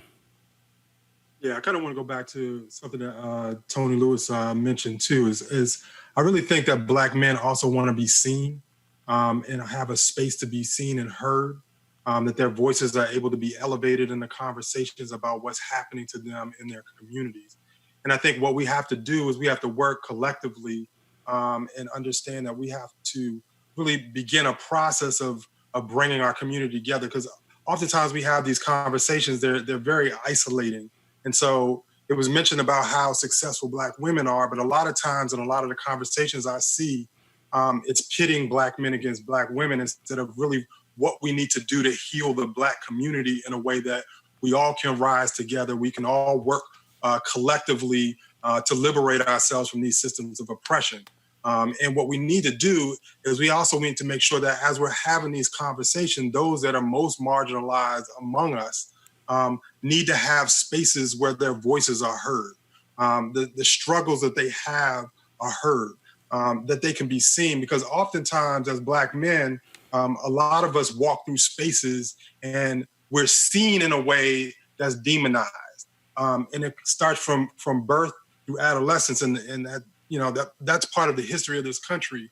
When we get into policing and Black Lives Matter and all that kind of stuff, these systems have been in place to demonize Black men and the Black community as a whole in ways that have marginalized us and make us less than human in public spaces. And so as we start to elevate, listen to the voices of those that have been most impacted, and develop strategies with folks, not for folks, in ways that we can create meaningful change and really elevate, educate, but also listen. A lot of times we get in these spaces and we do a lot of talking, but we don't do a lot of listening to our brothers that are struggling every single day, trying to make it in this world. And so we have to break down these barriers that exist. We have to have Black men also understand that we're part of a larger community. And we have to have the larger community see us as part of that community as well, as an integral part of Blackness in this country and in the world. And so as we start to elevate our thinking, develop strategies, and not necessarily look to others to do for us, but also really look at what we can do strategically, working together, having the conversations, elevating best practices. There's things that we know. I think all of the panelists have listed out things that we know, but how do we execute that? And I think Black men will engage when they see a real game plan, that it's not just a rhetoric that's happening out there, that we have a game plan of really systematically changing and elevating, and they can see themselves, we can see ourselves in the success and the change and the future as we move forward. But I think one of the things that we also have to come to grips with is that every brother is not struggling. Every brother is not in the same situation. I think part of the problem when we have these conversations is that everyone is not going to be at the same place. And so the reality is you have to have different ways to connect with different Black men at different stages. Your conversation with a brother who's in college is different from a brother who graduated from high school. It's different from a brother who owns his business. It's different from one who's actually working or who's not working. And so you got to look at it that way. Who wants to speak on that? How you can't just approach this, because if the dialogue is solely about police reform, there may be somebody who says that ain't my main thing. I think for me, Roland, I think that's exactly the problem. And I think we say that we're not that Black men and Black people are not a monolith. And that's a very true statement. But there has to be, like you said, there has to be a connection point. As I'm walking, they're marching down the block. I'm in Kentucky right now. So they're having a march right by the car. So you might hear that. We got you. But it's all good. But that is an issue. And we have to find one point that we all connect on, and we understand that whether you're Black and you have more, and prison reform is not yours, equity is something that we all need. I don't care if you're one of the richest Black men in America, you realize that there's a ceiling that your white counterpart reaches that you're not able to reach because you're a Black man. Even if you're a basketball player, and you're the best basketball player, you realize, like LeBron realized, they still gonna write nigga on your fence. These are things that don't matter what your circumstances, what your financial circumstances are, these things are going to always happen. So I think we have to connect on the fact that whatever level you are as a Black man, there is something that is holding you back. There is white supremacy holding you back at some level, no matter what it is that you're doing. And we have to connect, because we have to understand, especially those who are at the highest, you have to understand that the higher you are, you can't get higher than the lowest person that's attached to you. And that's the reality. So we have to figure out, we have to acknowledge that prison reform means that Blacks who are being incarcerated at a higher level, it could be you tomorrow. It could be your cousin tomorrow. It could be your son tomorrow, because it's Blacks. It doesn't say rich Blacks. It doesn't say poor Blacks. It's saying that Black people are being incarcerated. Hey, yo. What's going on, brother? Okay. No. We're not doing that. We're not doing that. We get out my car, bro. Close the door, bro. I try to jump into the car. And it happened to be a Caucasian that tried to get into my car because I'm in the back seat. And I was having this conversation. He was actually trying to drive off. Lord have mercy. Driving, Mr. My son? Yes. The man tried to drive with my car. Y'all almost seen a whole nother my son. I'm glad that even happened to like that. We got you. But anyway, what I was saying is, we just have to, as black men, we have to understand that we can only go as high as the lowest level that we are. And we have to intersect on that point. It's not about what you have or what you don't have. We just have to acknowledge that the color of your skin and the fact that you're a black male can put you at liberty and put you in jeopardy at any given time. And when we realize that, until we don't have to, let's not wait until it actually happens, because it always happens. You know, we watch our biggest stars and our richer people at some point get to that point where they realize that white supremacy is real. You know, so what we have to do is acknowledge that and take that and move forward. Sean, I'm sorry. Who go right ahead? Who wants to take that? Because the reason I posed that question, the reason I posed it, the Trump administration is very specific. They've said they are targeting black men. They know they're not going to get black women's vote, and they are specifically targeting black men with the First Step Act and his economic policies. There's a reason why they're doing that. Go. Who's jumping in? Go ahead. Yeah, I just want to echo what just said earlier. This issue of equity is real. Whether you got money, don't have money, at the end of the day here, it's the least of us. As I said earlier, at a certain point in your life, it comes full circle. And you realize that your sons and your cousins and your brother, et cetera, is a big circle.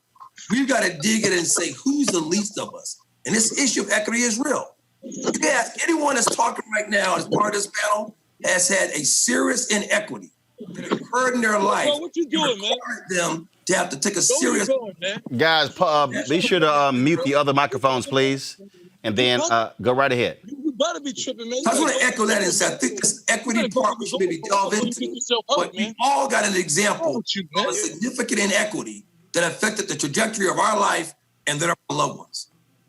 And Roland, I think it's really important also when we talk about, we got to be careful when we say the least of us, right? Because I think that there's this narrative that that black men, no matter where you are, you don't have assets, right? And I think that, or you're not an asset to your community. And I think that that narrative has to shift. I think that we have to find ways to make intergenerational connections. And whether you are formally incarcerated or you are in the boardroom in a corporation, there is something and you are God-given to do for our people, right? And I think as a whole, and the young brother was talking earlier, I think what we need at this very essence as black men is love, safety, and a sense of belonging. And we have never had that in this country, but we have to bring that up for each other, and that everyone has a role, and it has to be some kind of interconnected, intergenerational, and it can't just be one sector.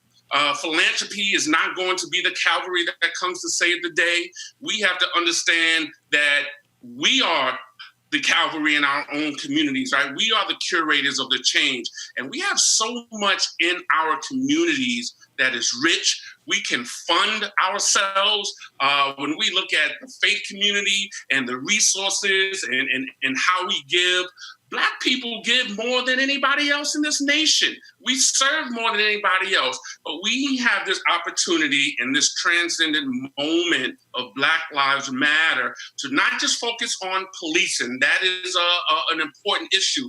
But here's an opportunity to put everything on the table with environmental justice, criminal justice reform, economic access. And so I think the connections and finding a way. Some folks, your role may just be to write a check. You know, not everybody's going to be on the front line marching, but we need to be able to get a common narrative for success and for liberation, but also offer different on-ramps. So no matter where you come from, where your address or your zip code is, that we're all fighting for the same thing. But that's why I think you have to take this. When you hear the phrase, do Black Lives Matter? Okay, remember, people are going to answer that question in a different way, depending upon the station of their life. So a father is going to answer it differently, possibly, than a single guy. It's going to answer it differently from a guy who actually owes child support over somebody who doesn't. It's going to be different for the person who is in corporate America, but who's at a high level versus the person who's at a VP level or director level or even lower or all the way at the bottom. It's going to be different from that person in these different areas. And I think part of the issue is that for many of us, we make references to the Black freedom movement without realizing that it didn't matter what your station was. Jim Crow was Jim Crow. Didn't matter. You couldn't live over there. You had to live here. And I think as somebody who deals with words every day, I think the struggle for a lot of people is understanding I have to meet you where you are and I got to ask you, what are your issues? And then help connect the dots in terms of how politics and public policy plays a role in that. So when I run up on brothers who say, man, politics I ain't involved in that and it has no bearing on my life. And I go, really? Let me explain to you how. And then once I connect the dots, they're like, damn, I had no idea. That to me is how I think we have to be approaching this whole deal when we're communicating with brothers who are just like everybody else. Black men are like a lot of black women, are like white folks, Hispanic, like they just trying to live their life every day and not really fully understanding how public policy plays a role in a whole bunch of things happening in their lives. Anybody can jump in. I think one of the things that is really looking at this, and I think that's an important point, is it goes back to this collective work and responsibility within our communities that we all have to have a collective strategy of engaging folks where they are to be able to articulate what change looks like. We also have to make sure that folks understand what winning looks like. Too often in our community, Black men, even as we become more successful in life, it's still difficult to see what winning looks like because there's always this struggle for the next thing. And so even as you're talking to young folks, I got a 19-year-old son, a 13-year-old son, and a 17-year-old daughter, and it's helping them to understand what winning looks like when they hit that wall of apathy around everything that's going on in the world around them, about what they see in the streets, the failures of government, the failures of, and helping people to understand that you have to put in work in order to create change. I mean, this is not a passive thing. I mean, even if you're in the boardroom, you know that a Black CEO is making less than the white CEO doing the same job, right? So the racism impacts folks on all different types of levels on the socioeconomic spectrum. We have to help folks understand what winning looks like and understand that it is about our collective liberation and freedom. That the only way that we get at collective liberation and freedom is if we work together across spectrums, that we don't all have to be exactly the same. We don't have to flow the same way, but there's the same boot that's on our neck no matter where we are on the spectrum. Anybody want to respond to that? Well, Roland, and I think that what Diallo said was right on point, and that's not just a piece about what happens for Black men. That's just Black men, Black women. That's all of us. To be Black in America means that there are certain limitations imposed by the system upon us, that there are certain structural inequities that are in place, and all of us, brothers and sisters, can link arm in arm, young and old, up and down the line. It does not matter who you are, that there are systems and structures that are in place to be able to take care of you and your children and your children's children. And then it goes on to a piece of legacy, because I don't care who you are, that the system is shaped in such a way to keep you from being able to pass on any kind of generational wealth. And so then what does it mean to have a sense of legacy, to be able to pass on something for your children or your children's children? And I think those commonalities are ways that we can connect with people. I agree with you that we're all in different stations in life, but I believe that we're all in the same fire. We just may be in different locations within the fire, but the fire still burns, and we're all still dealing with 3rd and 4th degree burns. Anyone else want to respond to the last question?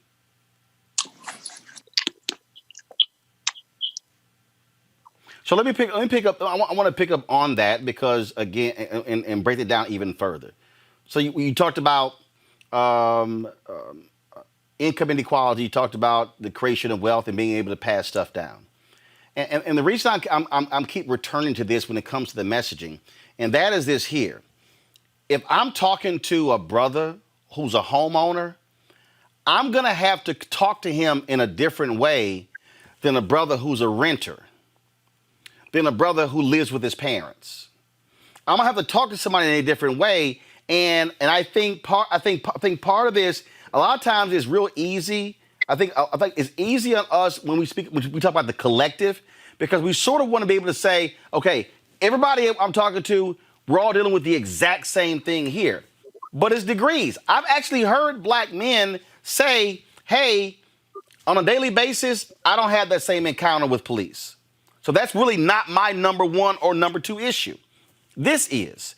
And so I think when we're sitting here dealing with this here, I think the first thing we got to do is, it's sort of like what Ella Baker said to SNCC students when they went south. Ella Baker said, look, don't think these sharecroppers who don't have a second or third grade education aren't smart. She said, take off your college clothes, and she said, put on your overalls and ask them, what is it you want to see change? And I'm here to help you with that, not tell you what it is to see change. And I think somebody made a point earlier how oftentimes we're talking in panels, but we're not listening. To me, that's where it starts. When I encounter somebody, I had a brother at Dulles Airport. Brother said, man, I saw your video and you said folks were stuck on stupid who didn't vote. He said, well, I didn't vote in the last election. Was I stuck on stupid? I went, yep. And he saw his eyes got big and he got deflated. I said, and I'll tell you why. I said, what are the three most important things that matter to you? And then he told me. And I stood there and I said, the president of the United States impacts those three things this way. And then I broke it down. I said, governor impacts it this way. Mayor impacts it this way. And he stood there, he said, I will not make that mistake again. I'm absolutely voting this year. He said, thank you for explaining it to me. And I think that's what doesn't happen enough. We don't ask, what do you care about? But then we then don't connect the dots and wait for them to go, now I see it. Well, I think for me, Roland, that's a very serious problem that we have as black people. I think, if you don't notice that if you are a homeowner and 95 or 98% of the people that live around you don't look nothing like you, and that doesn't bother you, then there's really nothing I can tell you. If you have a lot of money and you don't realize that most of the people in your circumference don't look like you or come from communities that look like you or that the same culture that you have, and that doesn't bother you, then I might not be able to engage you. If those things don't bother, if you don't look and say, I have these things, but 90% of the people that I know that come from my community that look like me don't have those things, and that's not something that you want to change, then that's an issue that we really have to focus on. If I have to tell you one thing that directly impacts you, that might not impact well, okay, I'm a homeowner, but the insurance that I have doesn't really work for me, or I have businesses, but the premium is higher for me. If those things that if I have to individually impact you and you don't look at it and say, you know what, the majority of people who come from where I come from, my culture, my background, my understanding, where my grandmother came from, the history of where we come from, if that doesn't move you to say, I want all of the people that come from where I come from to have at least the chance to be a homeowner as me, then for me, it's really hard for me to engage those type of people. I have to lead them so they have to figure things out, because my passion and my understanding is for my people and my culture. And that's what I fight for, because I understand that every other culture, every other nationality, that's what they do. And that's why they're winning. If we continue to have this ideology about, all right, tell me how does this impact me individually? Because I don't know another culture that says that. They say if throughout my life, anywhere that you go, I live in Fort Lee, New Jersey, which is populated most by Asians. And they make sure that the Asians are taken care of. It ain't too many, there's no stores where black people own stores in those communities. They make sure that they're taken. When I was incarcerated, every nationality, when you came to a new house, even if you was a Puerto Rican, if you was a white person, if you was an Asian, when you walked into the house, they said, do you have anything that you need? They brought you a care package. They made sure you were safe.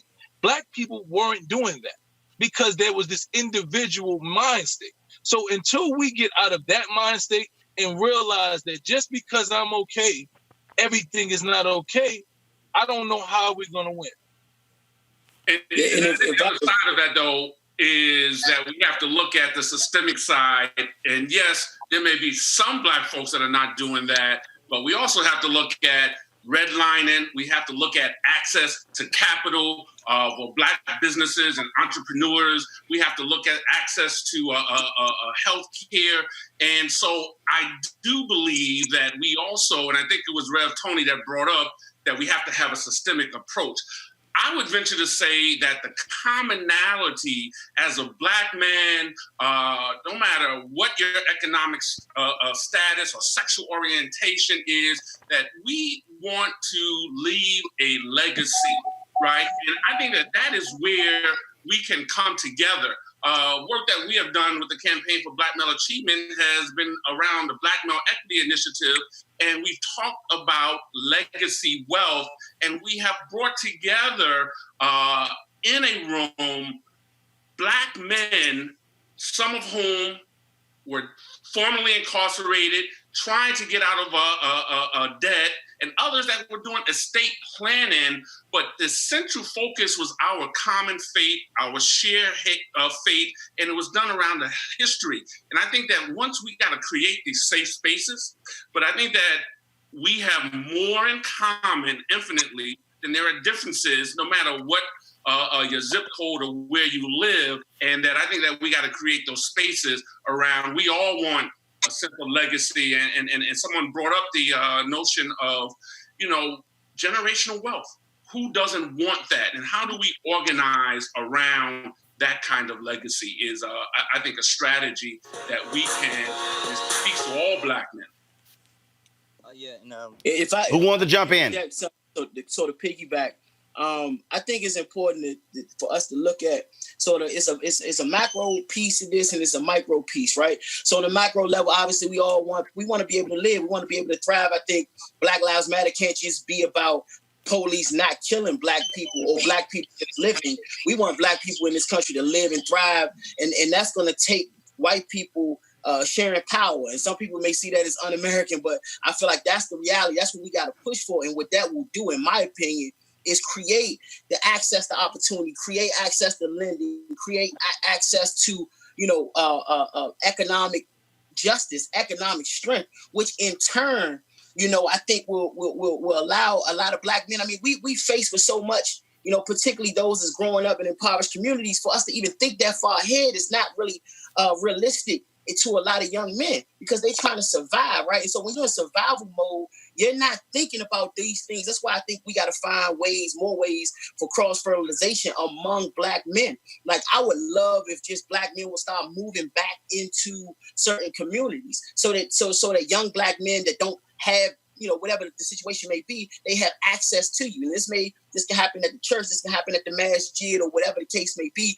But we got to find more intentional and strategic ways for that cross-fertilization, because if I've never seen it, I can't believe in it.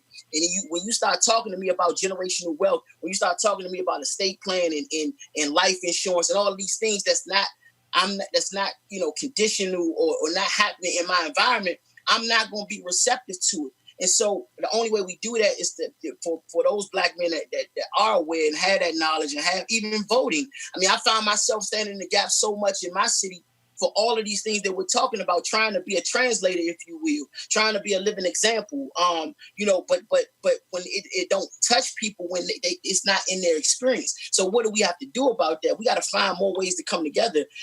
Black men that have ascended in whatever industry and whatever lane, a lot of times they are disconnected from those individuals, whether they come from those communities or not. It's not a consistent interaction with those communities. So there are different dynamics, to your point, Mr. Martin, in terms of, what the needs are. But I think sort of baseline need that we all have to speak to is that we want Black people, humanity to be seen. We want to be treated fairly. We want equity. These are the things that we can be non-negotiable, because until then, it's going to be very difficult to address all those more micro issues. We're not a monolith. Everybody does not come from the hood. Everybody does not have a father doing life in prison. Everybody ain't grow up with people all around them dying all the time. Like, that's not, I had to learn that in my involvement, right? You know, as I've evolved, I've learned that, like, oh, okay, this ain't the experience of every Black man, but at the same time, we have to find places to have these conversations. We have to have spaces where people can get new people in their network. And none of us can just speak from our own experience, right? But what we have to press on as we talk about this American experiment, right? And even to Mice's point, every other culture does that because they weren't enslaved. Slavery and then what followed in this country dismantled us in that way. So I think this is an opportunity for all of us to really reimagine what it's going to look like moving forward, and to start to strategize to how do we really make those theories become, manifest and become fruitful. I think this is the time. Like, we really got to go for the gusto, if you will, and don't leave anything off the table. We really have to say that this is a watershed moment for Black people, and we want things to change. Incrementally, maybe in some instances or some cases, but we want to see movement. The needle has to move right here, right now, and we cannot be divided. But the only way we going to, again, be united is that we have to have continuous conversations, and Black men have to be at those tables. Yeah, Roland, this is Dwayne Crawford again. No, go ahead, Dwayne. I want to say that I'm betting on my brothers, period. I'm betting on my brothers. And all I want to say about this part here, this is a watershed moment, but Ferguson was a watershed moment. Right? Rodney King was a watershed moment. This time, we've got to come together. I'm going to say this again.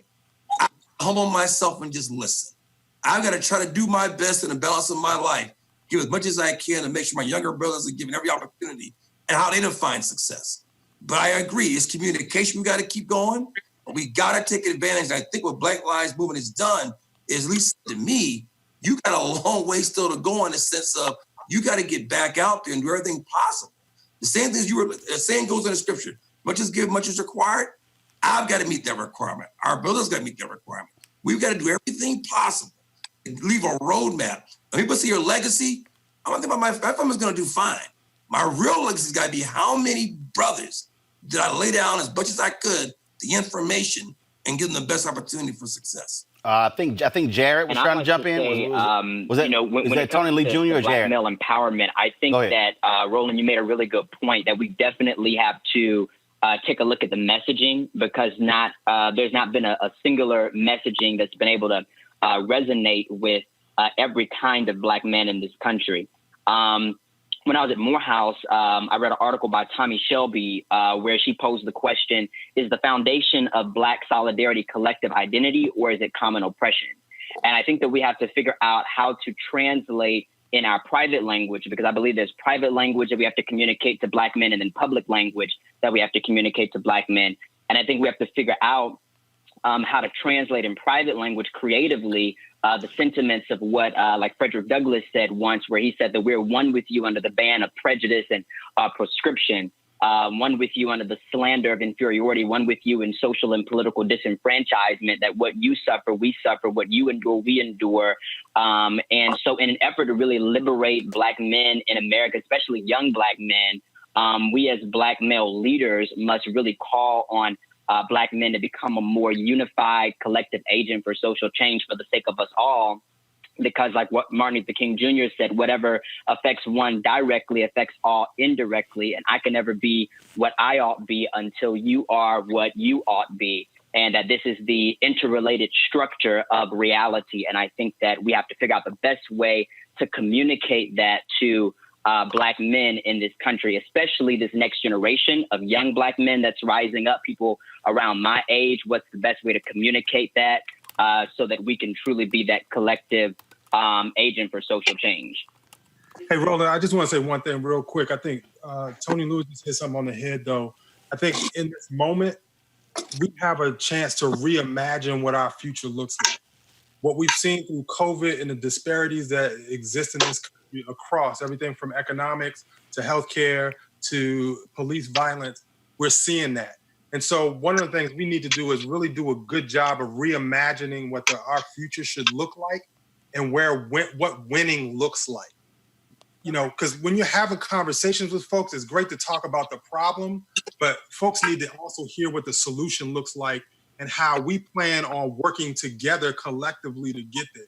And I think if we don't articulate what that vision is, and, you know, to your point earlier, Roland, you said, you know, folks might, like, I don't know any Black folks, and I've interacted with Black folks all across the level, you know, that have not had interactions with police at some point.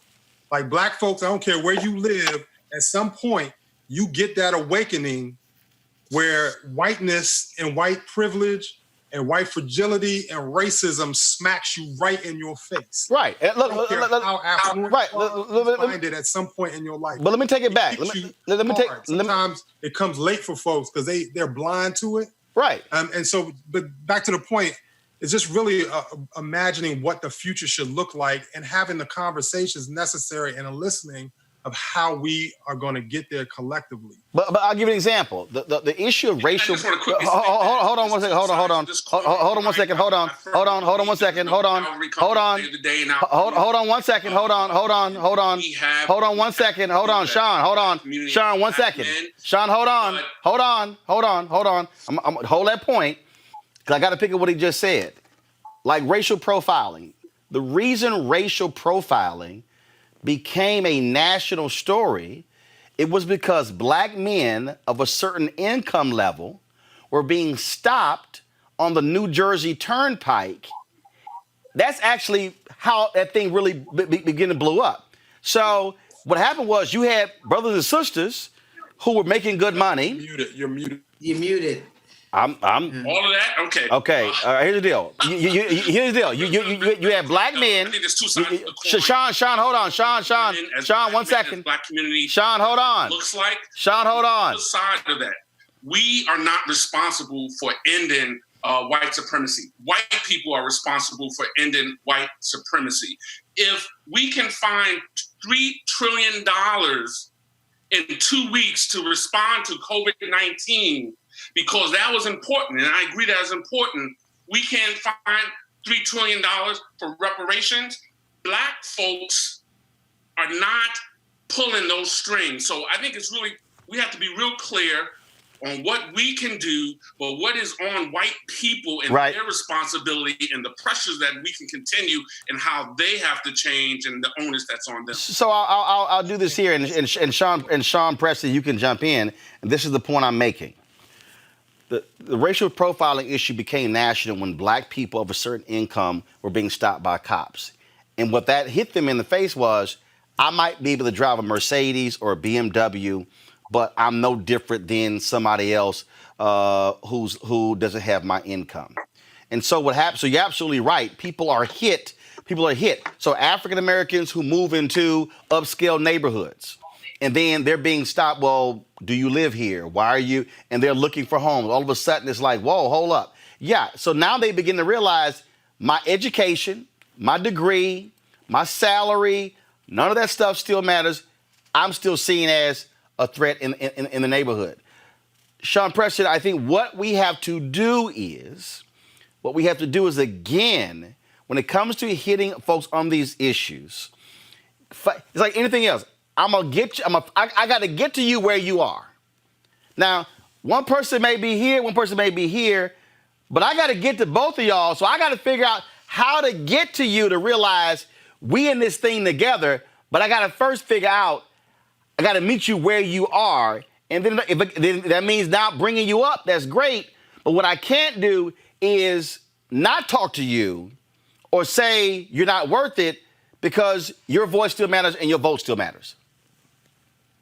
Agree. Like a lot of times in our communities, we often say like what a person need instead of asking them what do they want. Like I see that on an everyday basis where we just preach, and we never ask our communities like what do we want? Like what do we want from our government? What do we want from representation? What do we want from our educational system? So I fully agree with you, sir. Someone else make the last comment right here before we transition to our second panel. I just want to say that this was an excellent panel because this panel represents exactly what it is that you speak about. There's so many different dynamics of Black men, who come from so many different backgrounds, have so many different experiences. And these conversations have to continue in order for us to get to that one point, that one thing that we all can connect upon that makes sure that we get the equity and the not just survival, but we're able to thrive and live as Black men. So I appreciate this conversation. All right, then. Gentlemen, we certainly appreciate it. Folks, don't forget, you can go to the Black Youth Vote pages on Facebook, Instagram, and Twitter as well. Thanks a bunch to all of you. And I'll just go ahead, again, read your names. So just real quick here, big shout out for participating in this first panel conversation, Jared Sawyer, also Sean Dove, Diallo Brooks, Reverend Tony Lee, Dwayne Crawford.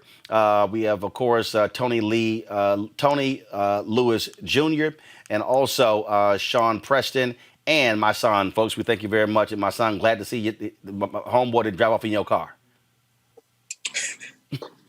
All right. Peace and love, y'all. Almost got ugly, man. I love y'all. Be safe. Love y'all. Peace, man. All right, folks. We're going to take a break right now. We're going to then pull up our second panel. So we're going to go to a break. We'll be back on Roland Martin Unfiltered.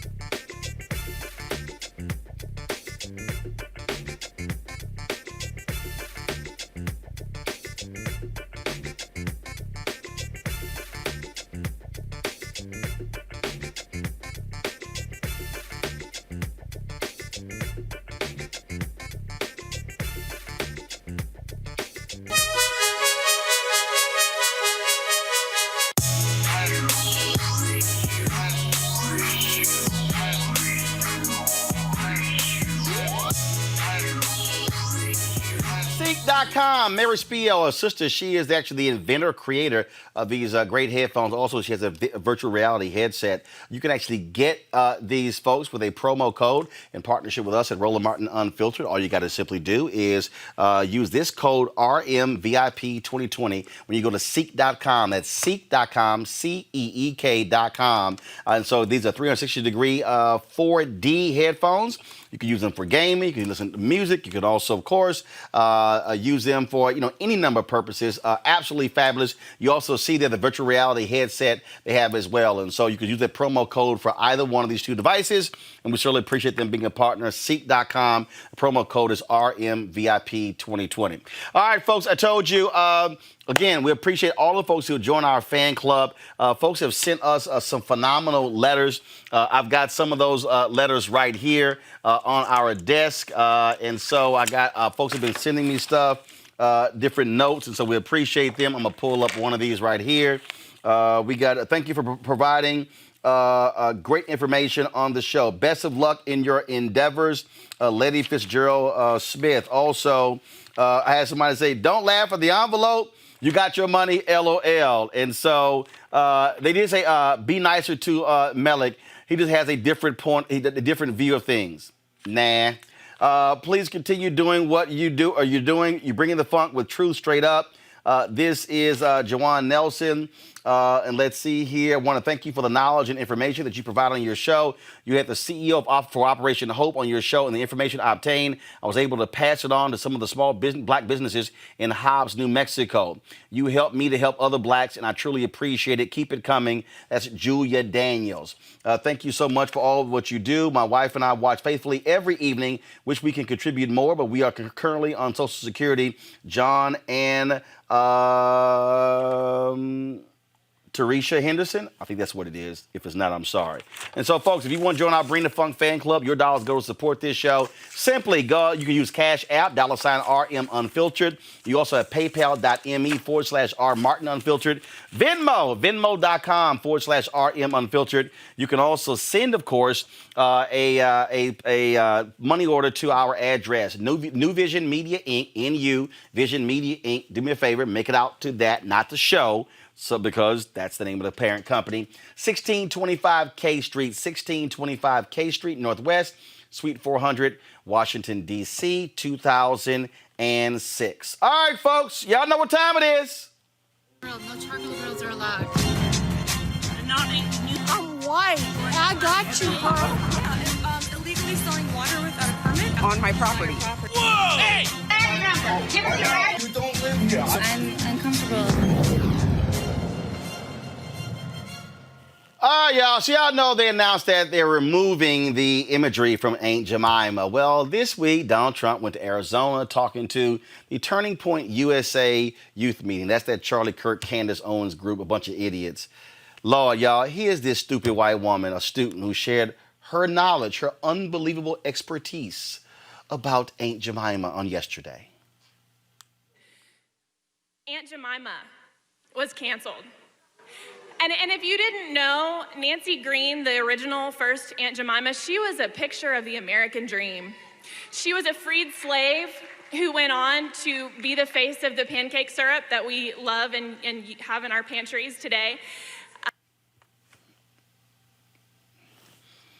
You know what? That child is so dumb. I want y'all play that again. Just play that again. Play it again. Aunt Jemima was canceled. And if you didn't know, Nancy Green, the original first Aunt Jemima, she was a picture of the American dream. She was a freed slave who went on to be the face of the pancake syrup that we love and have in our pantries today.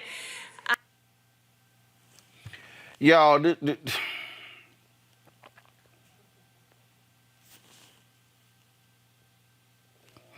look at this tweet. I mean, there is a complicated story about Nancy Green and how she made and used her wealth, but the presentation of the image was absolutely derogatory, and this Turning Point person does not get it at all. She was a figure of minstrelsy. Y'all see that? These people are clueless. I mean, they're nuts. They have no idea what the hell they're talking about. I don't even understand. All right, folks. Wow. Here we go. Ready for our second panel? Let me know, please. I truly don't understand these folks. The bottom line is they can't handle really what's happening in this country. that we really are sick and tired of these images, and then they're like, how dare you actually want to change them? That's what's going on. All right, folks, ready for our panel 2 for our National Coalition of Black Civic Participation?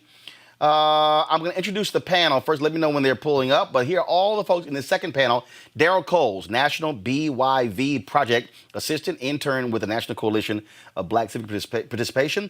Demetrius Briscoe is National Black Justice Coalition, Pink Cornrows. Tommy Dortch Jr., Chairman of the Board of the NCBCP, Chairman also 100 Black Men of America. Desmond Meade, he is the President of the Florida Rights Restoration Coalition. Bishop Staccato Powell, Bishop AME Zion Church, Western Region, President Board of Bishops, AME Zion Church, also Reverend Lennox Yearwood, President and CEO of the Hip Hop Caucus, and Hassan Solomon. He is the National Coalition of Black Civic Participation, Board Member, Legislative Director for the International Association of Machinists and Aerospace Workers. Those are our panelists for our second discussion. This discussion is going to center on black men as organizations in terms of how we could take. So the first conversation we talked about black men. The first conversation we talked about black men, and then of course as individuals, how we reach them. This one we're talking about organizations, how we use our organizing power to be able to affect change. Now, as I said last week, we had a conversation right here. It was a partnership with Alpha Phi Alpha, and that really was what a driving point of the conversation. How do we use our power to speak to these issues, but we do so with organizations? Now, see, one of the things that I've been saying for the longest that we don't really understand is that we've got great infrastructure. We've got a lot of organizations out here. But the question then is how we are using our organizations, how we are taking these entities and then putting their power to use. That is a real big part of the thing here. And I've been saying this for the longest, that if you read Dr. King's book, Where Do We Go From Here, Chaos or Community, he literally says in the book, there are 4 institutions that can save Black America. He says the Black church, the Black press, fraternities and sororities, and what he wrote, Negro professional organizations. And so I've always said, what's the point of having infrastructure if you don't use it? What's the point of having 100,000 members? What's the point of having chapters in different cities if you are not using it? That's really what we're talking about here. What we're talking about here is using organizations. How do we then begin to mobilize and organize? What Dr. Barber's been doing is important, because what they have been doing is mobilizing and organizing. What they have been doing is training, going city to city, organizing people. That's what we have to have more of. And I think too often our organizations are so focused internal, what's happening within the organizations, as opposed to how we can use our power external. And so what I'm trying to do is I want to pull up some of that conversation and play some of that, because that you missed last week. And so, okay, folks, we got our panel ready? Okay, well, so there we go. All right, the panel is there. All right, so Lon, do you have another introduction? No, I'm fine, but I just want to say that I appreciate what you're doing. A very powerful first session. The second one should be just as good, because you've got a lot of power in the community in terms of the spiritual community, 100 Black men. So go at it, Roland. It's all yours, man. All right, Tommy Dortch, I want to throw it over to you first. You're the chair of the National Coalition of Black Civic Participation Board. This is what I was just saying, is that we have lots of organizations. But I simply believe, and I've been saying this for a long time, that we are not properly maximizing our leverage, our resources, and our brain power to be able to affect change. If there are city councils and school boards and county commissioners and state legislatures and Congress, if they don't know when they see black and gold or crimson and cream or pink and green, or if they don't see that symbol, that lapel pin, 100 black men, if they don't see Prince Hall Masons, if they don't see that, that means that we are not properly leveraging our power externally. We're too focused on our internal dynamics. Right. Well, Roland, you're right. And that's why we have to be advocates. I have all of my chapters of 100 Black Men of America have to have public policy committees because they have to make a difference in their local communities. And so those are the things that we understand. What good is to have a potential for power if you don't use it? And we have to be prepared also to call out our own people in our own community. Like Senator Scott today wanted to water down what the Congressional Black Caucus has worked for some time to get us this new Justice and Policing Act. What we have to do as an organization is understand we've got to make a difference everywhere. I've got 18 members of Congress. I've got mayors and city council people all throughout the country. But the key for us, and that's why the coalition is so important, we have 70 members, but all 70 members of the National Coalition on Black Civic Participation don't always show up. It's the coalition effort. We came together during the hurricanes and all, and then we die out. We get excited from Trayvon and want to do something, then it dies out. We've got to work collectively. And that's why in my organization, with over 125,000 young people and our members, we require every chapter to have to be consistent in dealing with education, with dealing with the issue on economic empowerment, dealing with health and wellness, and of course, dealing with mentoring. And if we don't insist it on that, and you know, in our fraternity, I'm Omega, you're Alpha, but we got some folks still want to socialize instead of using the political power. So you're right. We waste what we have that could make a difference. And then the last thing is that we got to be focused. The police brutality is a catalyst, but we are getting our butts kicked every day from elected officials, from Congress to local governments and all. So racism is everywhere, and we can't just say that only police brutality. We got to deal with racism everywhere. And so that's why we need to collectively come together. And in our organizations, we either need to be true or we need to get our butts out of the business. Hassan, you're with the machinists and aerospace engineers. And the reality is that's what unions have always been, organizing forces, operating and speaking for the collective.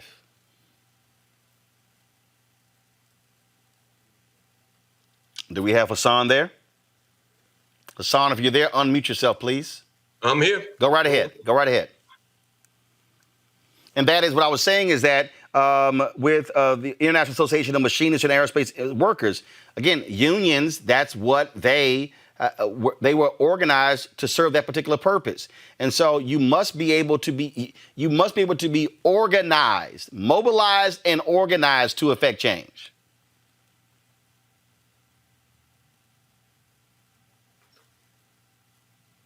Hassan, go ahead. Yes, no, I couldn't agree with you more. My organization has over 600,000 members. We're the largest defense and aerospace union in North America. We're also the largest transportation union. And a lot of those workers in the transportation industry are people of color. And our goal is to make sure that they understand why elections matter. They understand, most importantly, why their vote matters. And I listened to you earlier and you talked about connecting the dots. And that's exactly what the Machinist Union tries to do. We educate our membership on how important the electoral process is. You know, the game is the economy. And the rules to that game is legislative policy. And that policy is written by the people who we elect to Congress and to the White House. Now, unfortunately, those rules are written for workers to lose. Those rules are written for Black people to lose. Those rules right now being written to benefit Main Street and definitely not Martin Luther King Avenue or Main Street. So what we're trying to do is make sure that we elect people that want to support us and support our community and our agenda. And in order to affect change, in order to change the bad policy, you have to change the bad politicians. And so that's what we try to do. We try to educate our members on a daily basis. And we start early. We don't wait till just election time to start doing our voter mobilization and education program. We do it every year. We don't wait a couple of days before the vote. We're doing that program monthly, weekly, in the union halls and in the community. Desmond Meade, you led Amendment 4 there in Florida, which restored the voting rights for formerly incarcerated. That was a 10-year effort. You could not have done that if you did not mobilize and organize.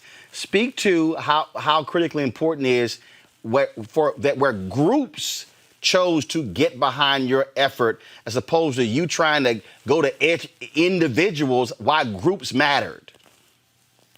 Yo, definitely. I tried the solo ride. First of all, thank you for having me on, Roland, and of course, the National Coalition on Black Civic Participation.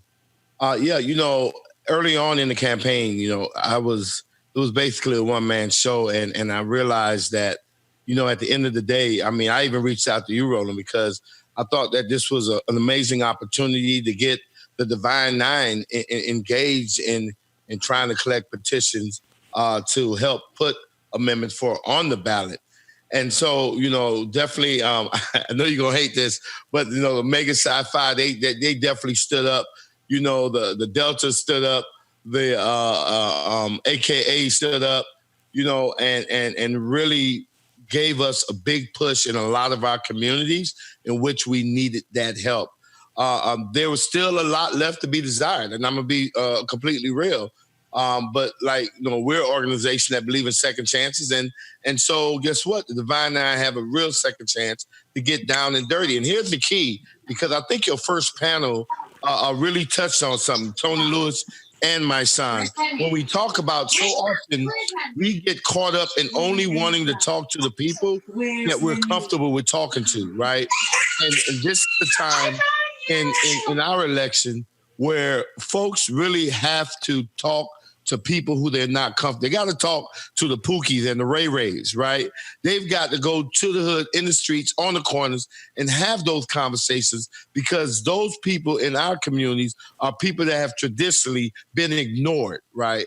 And so we're hoping that this time, and with this movement that we see throughout the country, that folks are understanding that Pookie and Ray Ray is just as important as Dr. So-and-so and Sora so-and-so and brother so-and-so and Reverend so-and-so, that Pookie and Ray Ray can bring the heat, and they could actually be that force that takes us over the top.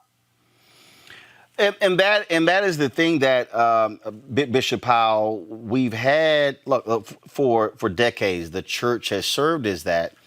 But what you have now, and I don't think a lot of people really understand this, what you're seeing now, you have the greatest increase has really been non-denominational. Now, people say that's wonderful, but the thing about non-denominational, you're actually not linked to anybody else. So the great thing about denominations is that you have infrastructure. And so when you have infrastructure, you're able to actually place a single call, send out a single email, and now all of a sudden line people up to be able to get behind an action. And so how are you, in this moment of Black Lives Matter, how are you emphasizing among the AME Zion Church what needs to be done using that infrastructure to be agents of change? It's historically documented that the Black church has perhaps been at the forefront of every movement of transformation in this nation and even around the world. When you look at the civil rights movement, Martin Luther King was a strong voice, but he was also an African-American preacher. We can also document things down in Montgomery, where the AME Zion Church was at the forefront. We have the Black Methodist United that consists of the AMEs, AME Zion and CME Church.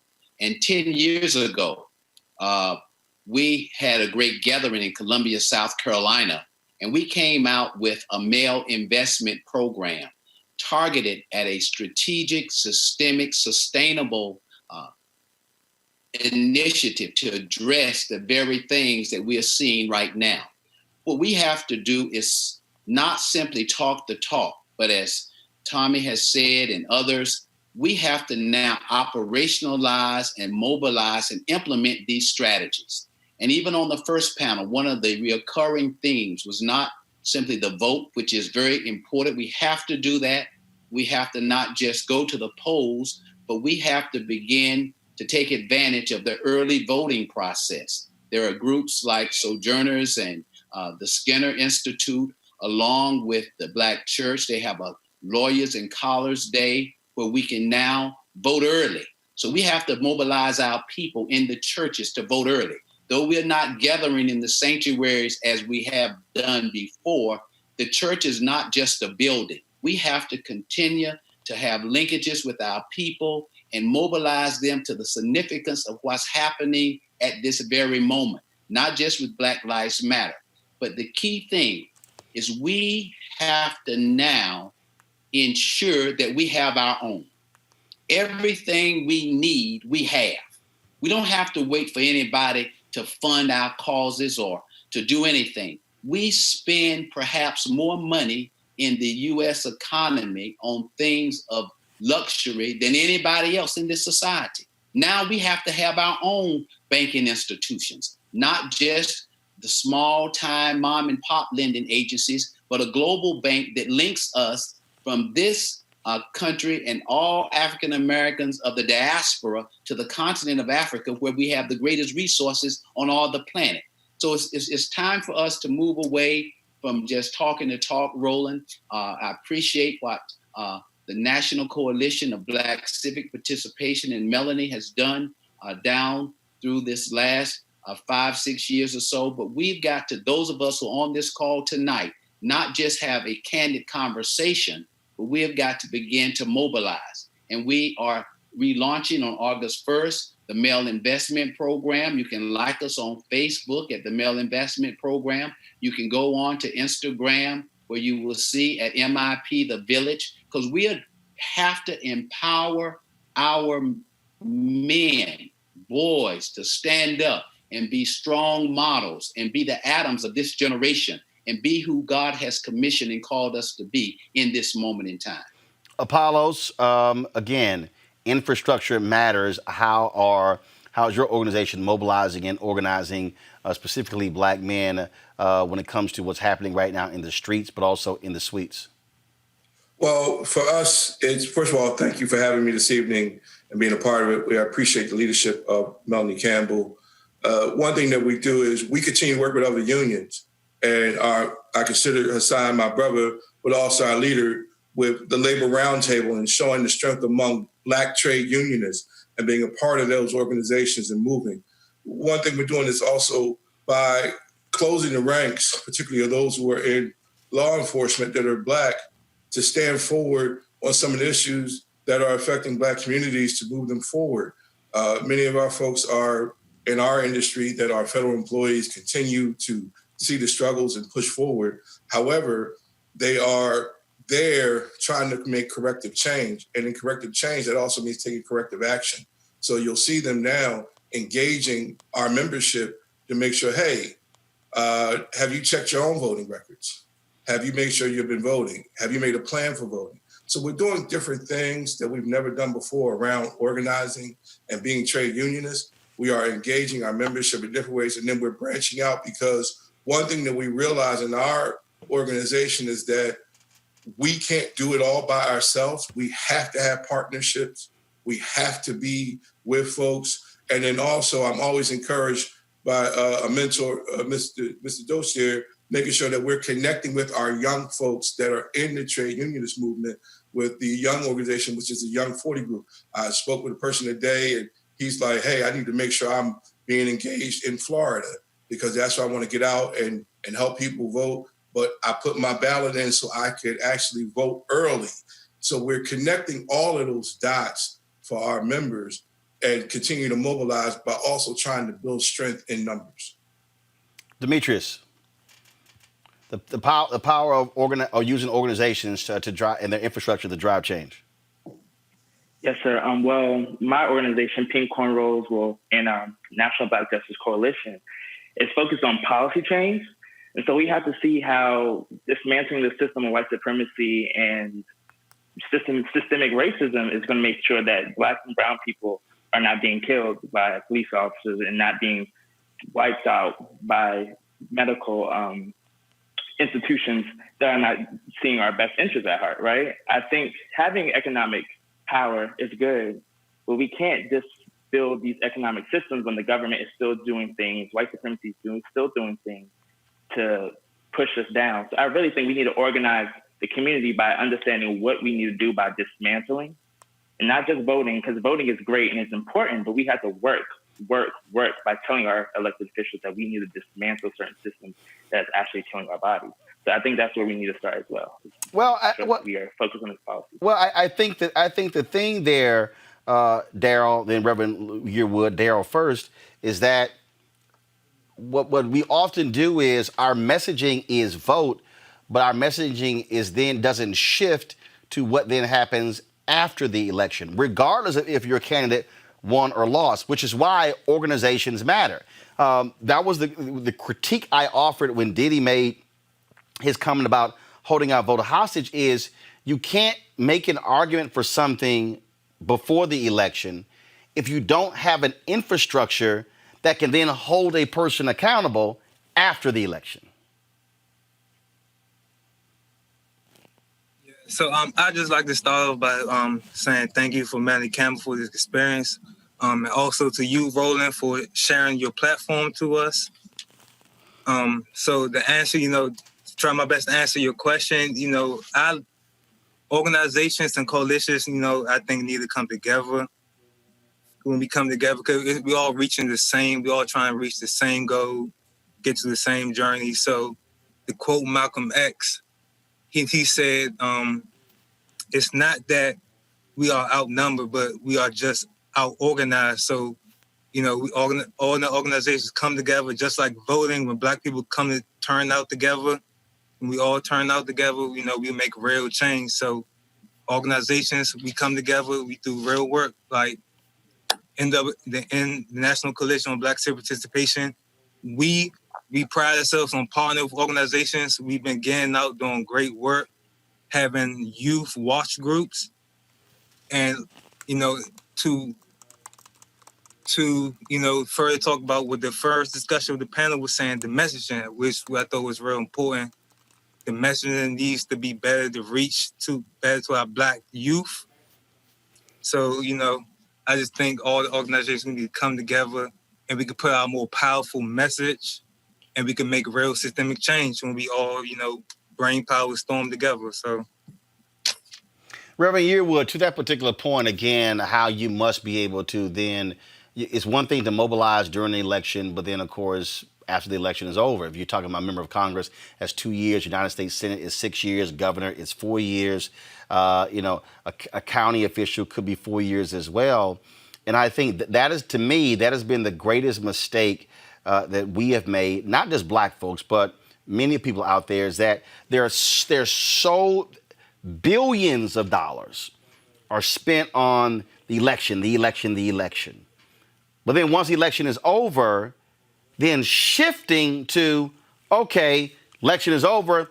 Now we got to have this entity as then pushing and prodding. And that might mean I need people who are sending emails and making phone calls. And we might need you to show up to city council meetings and school board meetings. Again, taking all of that and then harnessing it, that to me has been the failure in many ways, because we say, well, welcome to the agenda. Well, you can ask for an agenda during the election, but if you ain't pressing and holding accountable after the election, all you did was waste your time. Yeah, I agree, Roland. And I just want to, before I say anything else, I just want to say thank you. I want to join the chorus of all those who've already thanked my dear sister Melanie Campbell and all those who work with her, and obviously you, Roland, for how you've been using Black media to give us a platform. But you're 100% right. I mean, it's clear, and I say this all the time, that demonstration without legislation leads to frustration. And if we're only focused on the demonstration, but not on how we are shaping policy, then we're going to continue this circle of confusion. The most important time in any president's tenure is in the first 100 days. We should already have a roadmap, literally, for the first 100 days, from January 20th to about mid-May, June. We should already know. We should already know who we want for those positions in the cabinet. We should know literally. We should know what we want as far as the policies and across all the agencies, from HUD, EPA, Health and Human Services. We should be. The thing that I think we're not digging deep enough. We're just doing the surface thing. And our institutions should do more. I actually agree with you. We should do more. I think many of us are doing more. I think we realize that we need to shape policy, because we clearly see either you shape policy or policy will definitely shape you. And I think that we need to get more engaged in the policy, not just the conversation of policy, not in the policy what it means to us, but really in the policy. Okay, listen, if when this person gets in office, this is plan A for the first 100 days. This is exactly what we want them to do. And the alternate. And so if Trump wins again, if that happens, then we should be planning, like, what happens in that 100 days? What do we do? Are we protesting? How are we aligning ourselves? What are we doing to ensure with the new Congress, with those on the state and local governments, how are you managing that? Now, that's where I go to your first point. I want to say that, Reverend Dr. Barber, I want to join with you and say he is phenomenal of what he is doing, because what he is showing many of us is that we have a tendency to want to operate in our silos. And Reverend Barber is saying, no, we must break the silos. He's also saying to many of us that we have a tendency to only work in one space. Like, we're in voter registration, we're in voter protection, which is critical, but we just stay in that space. Or we're in the movement for Black lives, or we're in labor, we're in the church. What he is doing is this. He's saying that these other spaces that have traditionally also been run by our white counterparts, I'm not just going to leave that to them. So if it's militarism, I'm going to be in that space. If it's the environment, I'm going to be in that space. If it's poverty, I'm going to be in that space. So what Reverend Barber is doing is saying that, listen, it's all linked together. We must break down the silos. And that's why you're seeing this tremendous success around the Poor People's Campaign. But definitely, to your point and to your question, we have to get much more serious about the first 100 days of the new president's tenure and what they propose to do. Anyone can answer this question, because the thing that, and this segment of the discussion is about organizations and infrastructure. And folks, again, jump out and then we'll pull you up. It's very simple. Not only must you be organized, but you also must train people. And if there's one thing that Reverend Barber's been doing that is the most underappreciated aspect of the Black Freedom Movement, is that SCLC, SNCC, CORE, NAACP, they trained people. They took them through civics classes. They had freedom schools. There are a lot of people today who just want to sort of just jump out there. And I'm like, if you don't go through the training, you don't know what the hell you're doing. Who wants to speak on that? Anybody? So, Desmond? Go ahead, Desmond. Take a part of it if I can. It's Apollos here. I've noticed that one of our partners have kind of picked that back up, which is the A. Philip Randolph Institute.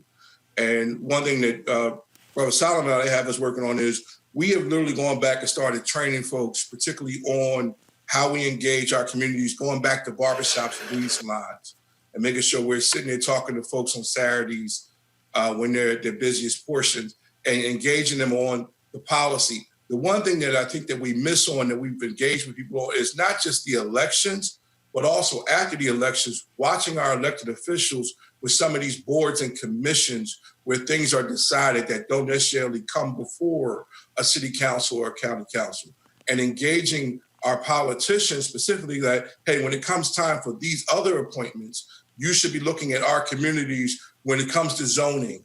And that's something that A. Philip Randolph is doing when they're having their stuff with Cleola Brown, something that Brother Solomon and I are working on with them to engage them with that. And I think that's what we are, to make sure that we're engaging our people, going back to those types of trainings, and also, but not just in our traditional space of at a conference, but at a barbershop and at beauty salons. And I know they're doing that in places like Ohio and in Florida and in North Carolina. Desmond, you want to jump in there. Go ahead. Yeah, because what you were saying just resonated with me, Roland. I mean, because Florida Rights Restoration Coalition, the program that we're running right now, I think is so unique and much needed. Like when we're out there and we're registering returning citizens, right? We're not just registering to vote. We're also giving them surveys that they have to complete because we want to find out what it is that keeps them up at night. What are the issues that's most important to them? And then once we get that, we're actually able to re-engage them and have them join our chapters where we actually do take them through what we call, it's a program that one of our leaders and my wife, Sheena, actually developed called power training sessions, right? Where they have 3 different levels. Level 1 is Civics 101. You know, many of returning citizens have never voted before. And that's something that we seem to forget, right? Look at a person like me. When I'm voting in August, it's going to be the first time that I've voted in over 30 years. All right. And so there is that basic level of training about where to vote, how to vote, you know, and the type of things that you need to know to be an informed voter. But then that level 2 is how we connecting now your vote and letting you know how powerful it is and connecting it to issues that you said are important to you. And then level 3 is how do you become that field general in your family or even in your community where you're learning about how to canvass, how to run phone banks, how to organize community meetings, and how to mobilize your people to the polls. And so that is something that we are definitely 100% committed to in Florida, especially when engaging Pookie and Ray Ray, right, and Shaniqua. Because we do believe, once again, that they're going to be the difference, that with people with felony convictions are going to cover the gap, not only in Florida, but throughout this country. And I'm looking forward to seeing what comes out of that. Anybody else? Go ahead, jump in. But there's also another element to the training. Those who have spoken before, I totally agree with. But we have to start early. We can't allow our young people to get to teenage years and start trying to do remedial and reactionary things. So what we are also proposing is that we start at 5 years old with our Saturday academies and train them in civic participation, train them in economics so they understand what it means to be responsible and also have the means to equip themselves to care for their families. We have to make sure they have a proper spiritual grounding and foundation. As I alluded to early on, Dr. King and who he was in terms of clergy, you've already heard about Bishop Barber and the things he's doing. So we have to begin a strategic training process for our young people. We can't wait until they have an encounter with the police and then try to rescue them. We have to teach them how not to have an incident with the judicial system, if at all possible, and make sure that they have the grounding to graduate from secondary education and have the avenues that's available to them that can continue to equip them and empower them for the days that lie ahead. So when they get to the age of voting, they don't have to be coerced to register. It's a part of who they are. When they get to the point of engaging city councils and ready to run for school board or going to become a justice on the Supreme Court, that they have the equipping that they need from the very inception of life and not wait until they get into a situation where we have to come and try to remediate the circumstance and situation. Hey, Roland, if I could jump in. If I could jump in there real quick, I just want to add one piece to that I think is important. And I just want to say that young people, first I agree with you on the training aspect, that we should do more training and our institutions should do more training. But I definitely want to say this, that young people are out there doing that. I don't want that to not. Right. They are. No, they are. I'm just simply emphasizing it because, again, the reason I'm saying that's the most underappreciated aspect of it, because the train. Everybody just thinks that, well, you know what, I want to protest. And I think we are seeing some of that where, okay, one, you're protesting, but then also then how do you now channel that? Then how do you now train? How do you shift from what happens in the streets to now, okay, what do you do? The city council committee, the fire and police committee, as opposed, what about city council? Well, you got to go to the committee first before that bill goes to the full council. The training aspect, we got to constantly keep people understanding that our organizations can also be doing that. So Reverend Yearwood, then Tommy Dortch. Yeah, no, thank you for that clarification, Roland. I agree with you on that. I just want to just make sure, because I think that what we're also seeing now with, I think, a lot of the young folks who are out there is because they have been having some real serious conversations. Actually, I think that they're being bold in their analysis. For instance, they want to defund the police.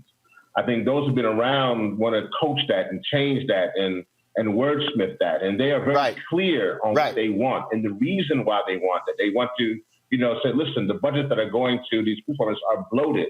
And literally school teachers don't have what they need. And listen, we need to redirect funding. And so they're very clear on that. They're very clear on their analysis. They're really clear on what they want. So I think that there has been a number of groups from the Dream Defenders, Hip Hop Caucus, Sunrise, Zero Hour, so many of these young groups that are out there that are having some real serious conversations that maybe we don't see. I mean, I see them, I'm around them. Maybe some people don't see it, but they're having some real deep conversations. And it's not just Black folk. You have white folk and brown folk and red folk, all these folks coming together, which is now creating the element where you don't see just white allies, but white accomplices. And so I think that we have a new moment here where there is some training, but to your point, as institutions, we should do better. I mean, us being the larger civil rights organizations, we should do much better having that training or giving the resources to these young folks so they can do the training themselves. Tommy, go ahead.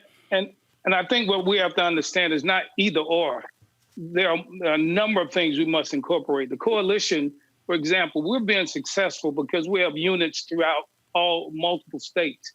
And those units work together. They do training. They do collaboration. We have our Black Youth Vote. And I have to give credit. Our women are far, far ahead of us Black men. And we're trying to address on how we play catch up as Black men. And then even understanding now the conversation, Roland, you mentioned earlier, we're talking about waiting until we get a president. We need to be, and again, we need to be true to ourselves and quit political games of knowing what the reality is. We're putting all our eggs in one basket, for example, saying we want Vice President Biden to have a Black female candidate for vice president, when in fact, we need to be talking right now about an African-American woman on the Supreme Court. We need to talk about those cabinet positions we want. We need to be talking about the budget that includes African-American and small businesses, that includes this whole issue about funding education back to the level of where it was, looking at what we do for HBCUs, looking at this whole issue as we look at judgeships. This president we have now just appointed as 200 judges. Yep. And those folks are on the bench for life. And we need to understand what that means. And then we need to look at the U.S. attorneys throughout this country and look at the Justice Department, which has been totally decimated. And then we need to look at other issues like the Black banks. 10 years ago, we had 85, we're down to 19. There's so many issues. Instead of us looking at one issue, and we're getting ready from the coalition to move our Southern strategy team into Atlanta to work more in the South so we can make a difference even in this upcoming election. But what will work is coalitions working together and us understanding too, as we have this that real men vote, is getting Black men to get out front and quit sitting behind, getting our Black-owned businesses who benefited from all the work all of us have done, who are taking their money home and afraid to speak up and speak out. And so we've got to understand the strategies. And one last thing, in Fulton County here, we have a predominantly Black county commission, but we got one commissioner who is a Republican hiding under a Democratic umbrella who votes with the Republicans every time. They try to cut out the CBDG grants. That's money that helps our people. He refused. And what we did for 3 consecutive commission meetings, we shut them down because they have public opening times for public input. And we packed that place. We had so many folks, they couldn't take care of their business. That finally, we scared them into doing the right thing. We need to use strategies that work, but the other side, it works when we all come together. And we talk about that agenda. And again, anyone I know in this round have not heard from Hassan, Demetrius, and Daryl. I think Apollos as well. But I did hear Apollos. So, for instance, and I had no problem saying it because I criticized it then. It was an embarrassment that the black organizations did not hold a meeting until 5 years into Obama's term to talk about a black agenda. It was after the election in 2012, and I was there, and I was going, so we just skipped the whole first term? Now, granted, there were organizations who did stuff, but LGBT organizations presented Obama with a 54-page agenda within his first 60 days. I remember when there was some sisters who were upset with the My Brother's Keeper initiative. And they were like, well, where's the My Sister's Keeper initiative? And I had to remind them that was an office of White House women and girls that was created within the first 90 days. Why were y'all not demanding that office present an agenda? See, so I think in many ways we can't. At some point, we have to be willing to look in the mirror, and we can't just say, hey, what about us, if we have not organized to push people to address us? Well, Roland, I like to answer that. To go back to the issue of training young people, right? I think we have to have a pipeline of leadership, right? We need to have organizations making sure that these people that are coming up in the protests, that are marching in the streets, are being trained and being brought into the conversation about, you need maybe one day run for office, or you need to make sure that you're going to your civic engagement meetings, your council meetings, talking to your congressman, right? I think we need to have room for young people that are not necessarily given the opportunity to be in these spaces, right? If it wasn't for Pink Cornrows and the National Black Justice Coalition, I wouldn't be here for you today, right? So I really think it's to give space to people who are not necessarily heard, who are not necessarily seen as someone who should be in the front lines, like queer people, trans people, right? I really think we need to reach out to those different organizations, different people, different groups to say, okay, well, we see you doing the groundwork, and we just need to bring you in, train you up so that you can run for these positions, right? You can be in certain C-suites and corporations. I really think that's a big, big, big thing that we have to focus on, is like reaching out and making sure that these people who don't necessarily have the tools, who don't necessarily have the resources to be in the White House or be on Capitol Hill, but making sure that we are reaching out to them saying, we'll have you, we have your back, we're going to help you out. Daryl, weigh in. I just want to double back about the youth training. So under Thomas Dorch and Melanie Campbell, we've been hosting right before the corona outbreak.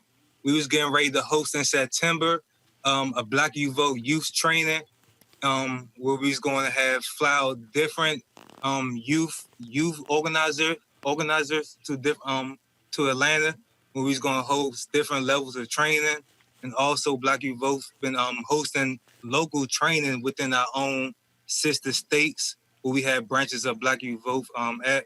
So Black You Vote has been doing our part, thanks to Melanie Campbell, Thomas Dorch, to energize, motivate, and organize Black youth to get ready to own their political power.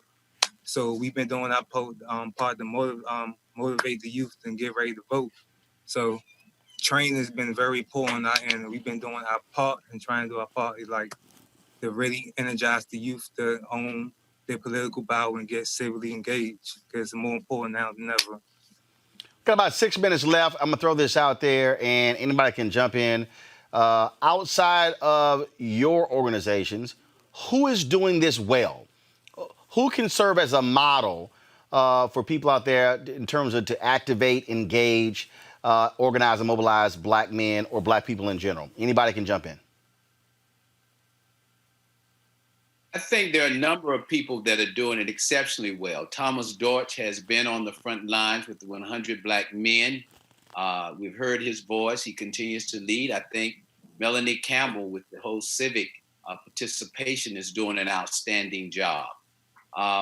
There are all other organizations that have been on the front for quite some time. Urban League is still on the front, but I think what we have to do now is reach beyond ourselves and come together in a collective way and blend our voices to speak with a cogent, concise, and concrete message for what we are going to do. As you've already pointed out, Roland, we can't wait until things happen. We have to have an agenda in place and make the kind of specific requests, if not demands, to get the things that we need to continue to propel ourselves forward.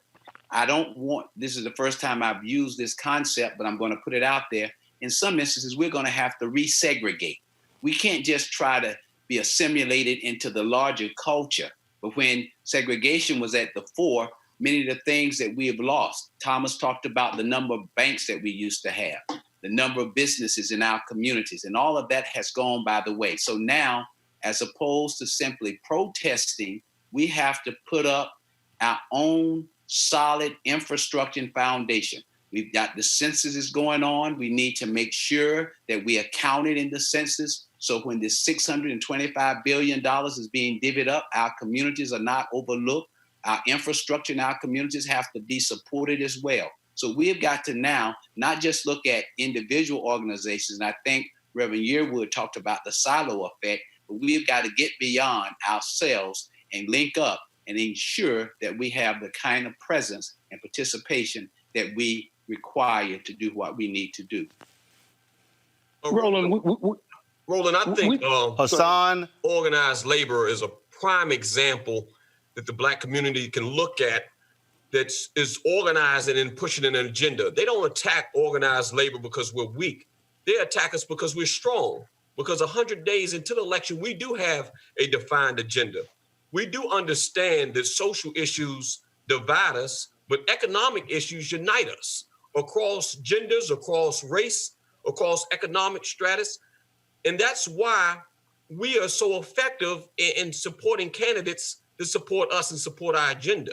So as far as the Black community is concerned, we need to look at organized labor and look at the structure that they've had in place. My union has been around for 130 years, and they're going to be around for another 130 years. So we got to make sure that this is not just a moment. This is a movement that lasts the test of time. Thank you. Desmond. And let me just real quick too on this is that we have to look at how the structure was done even in the past. There's no one organization that is the best in class. We have to come together. Even with Dr. King, everybody saw SCLC, but the NAACP, A. Philip Randolph, everybody took a piece of the pie and worked it, but they worked it collectively. We need our unions. In the coalition, we have unions. In the coalition, we have all of these different organizations. I'm fortunate in the 100 Black Men of America that we have men who come from all of the different fraternities, who come from so many different walks of life, and we take the best in class and incorporate that into what we do. And then we don't have a problem in going outside of the quote membership to other communities because we have to understand we're in this together. And I caution all of us. Last Sunday, I had over 40 young leaders on a call with me. And what we have to do is not, the young leaders need to know how to do it. We need to embrace the fact that they have their thoughts. And what I did with them was talk with them about what their agenda was. And we talked with them as those elders in the village about having an end game. Yes, you demonstrate, but Dr. King and those always had a purpose and saying, okay, when you go in, but the amazing thing is they have agendas. The amazing thing is they're doing voter registrations at all of these demonstrations. So what we have to do is understand there's a time to lead, follow, or get out of the way, and understand that those elders in the village have a role, those who are developing have a role, and our young people have a role. And when we respect each other, then we will get things done. I meet on a regular basis with my hip hop community here in Atlanta because they've said we don't respect them and we don't engage them, but I can call any of them up because they know I respect, and I simply say we need them. They can reach our younger people quicker than us, and we have to make sure the right message is going there. So with all of that, my whole approach is we have to keep working. The coalition is pulling us all together, and we have to be strong enough to say, I don't have to be the first on the list. I don't have to be out front, This is for the family, and we have to work together as a family, and that's the only way we're going to succeed. And embracing people like you, Roland, and others who are doing the things you do. We got to know that we got soldiers out there working for us, and we got to support you and others. Desmond, you want to jump in? And this will be the final comment, Desmond. All right, is Desmond on mute? Desmond, you on mute? Yes, I think this. Thank you so much. Look at you got all that equipment over there. You on mute and set up for me, because here's the deal: when you talk about coming together, one of the critical elements that we keep missing is that we're trying to make these decisions and we're trying to create these agendas, but we're not engaging with the people that are directly impacted by the policy. Right. Right now, here this whole country is talking about police brutality, right? But how many people, right, that's actually got a mic, right, that's actually talking on behalf, trying to create these policies, are actually people who've been brutalized by the police, right? When you talk about how are we not letting people, returning citizens and formerly incarcerated people, be the driving force, right, behind creating these criminal justice reform policies, or reforming these police department policies, or even state attorneys or district attorneys. And so we cannot have a complete agenda. We cannot have a foolproof agenda until we are engaging and allowing the people who are mostly directly impacted by the issues that we want to talk about to let them lead, right, to let them actually set the trend or the standard. Because at the end of the day, it's the person that's experiencing the pain the most as have the most investment to actually get rid of that pain and to permanently get rid of it, right? So we're not about taking those shortcuts. We know exactly what's wrong because we've been a part of that system. And it is time for even our leadership and our other brothers that's in position of influence and power to create that space for people like me and so many throughout the country to be able to walk in there. And that brother need to say, you know what? I know Joel Reed, you might want to talk to me, but I got a brother in Louisiana. I got a brother in North Carolina that's been living this stuff and can speak to it much better than I can. That's who you need to talk to. And we shouldn't be so quick to run and talk to Joanne. We should be so quick to be at the table trying to set the policies. We need to let the people who are experiencing the pain the most be right there at that table and lead the way. All right. Gentlemen, I certainly appreciate it. Let me go through again and want to thank all of our panelists for being here. Daryl Coles, Demetrius Briscoe, Tommy Dortch, Desmond Meade, Bishop Staccato Powell, Reverend Lennox Yearwood, Hassan Solomon, as well as, did I miss somebody? I think did I get everybody? Apollo. My bad, Apollo. My bad about that. So we certainly appreciate all of you being on the panel. And again, Apollo's Baker. Gentlemen, thanks a bunch. Lon Walls, closing comment. Go. Yeah, I don't know if Melanie's there. I wanted to see if she wanted to close it out. Now I see her. Okay, so they had you up. Yeah. So, all right. So who's closing, Lon or Melanie? Which one? Melonie's got it. It's Melanie's show. She got it.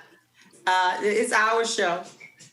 Thank you, Roland. Thank you to my chairman, Tommy Dortch, and thank every last one of you all for spending this time tonight.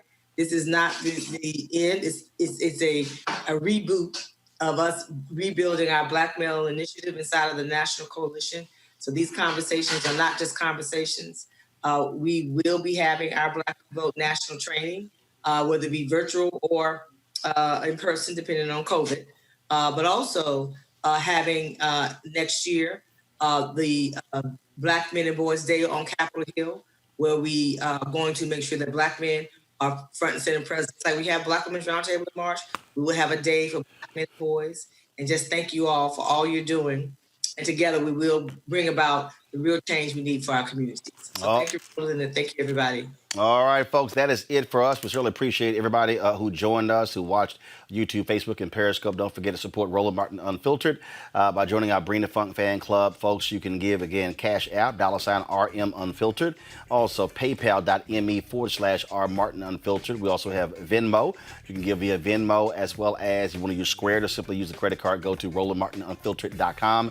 Venmo is venmo.com/RM Unfiltered, where you can send a cashier's check to New Vision Media, Inc., 1625 K Street, Northwest, Suite 400, Washington, D.C., 2006, Washington, D.C., 20006. All right, folks, I'll see you guys tomorrow right here on Roland Martin Unfiltered. Holla!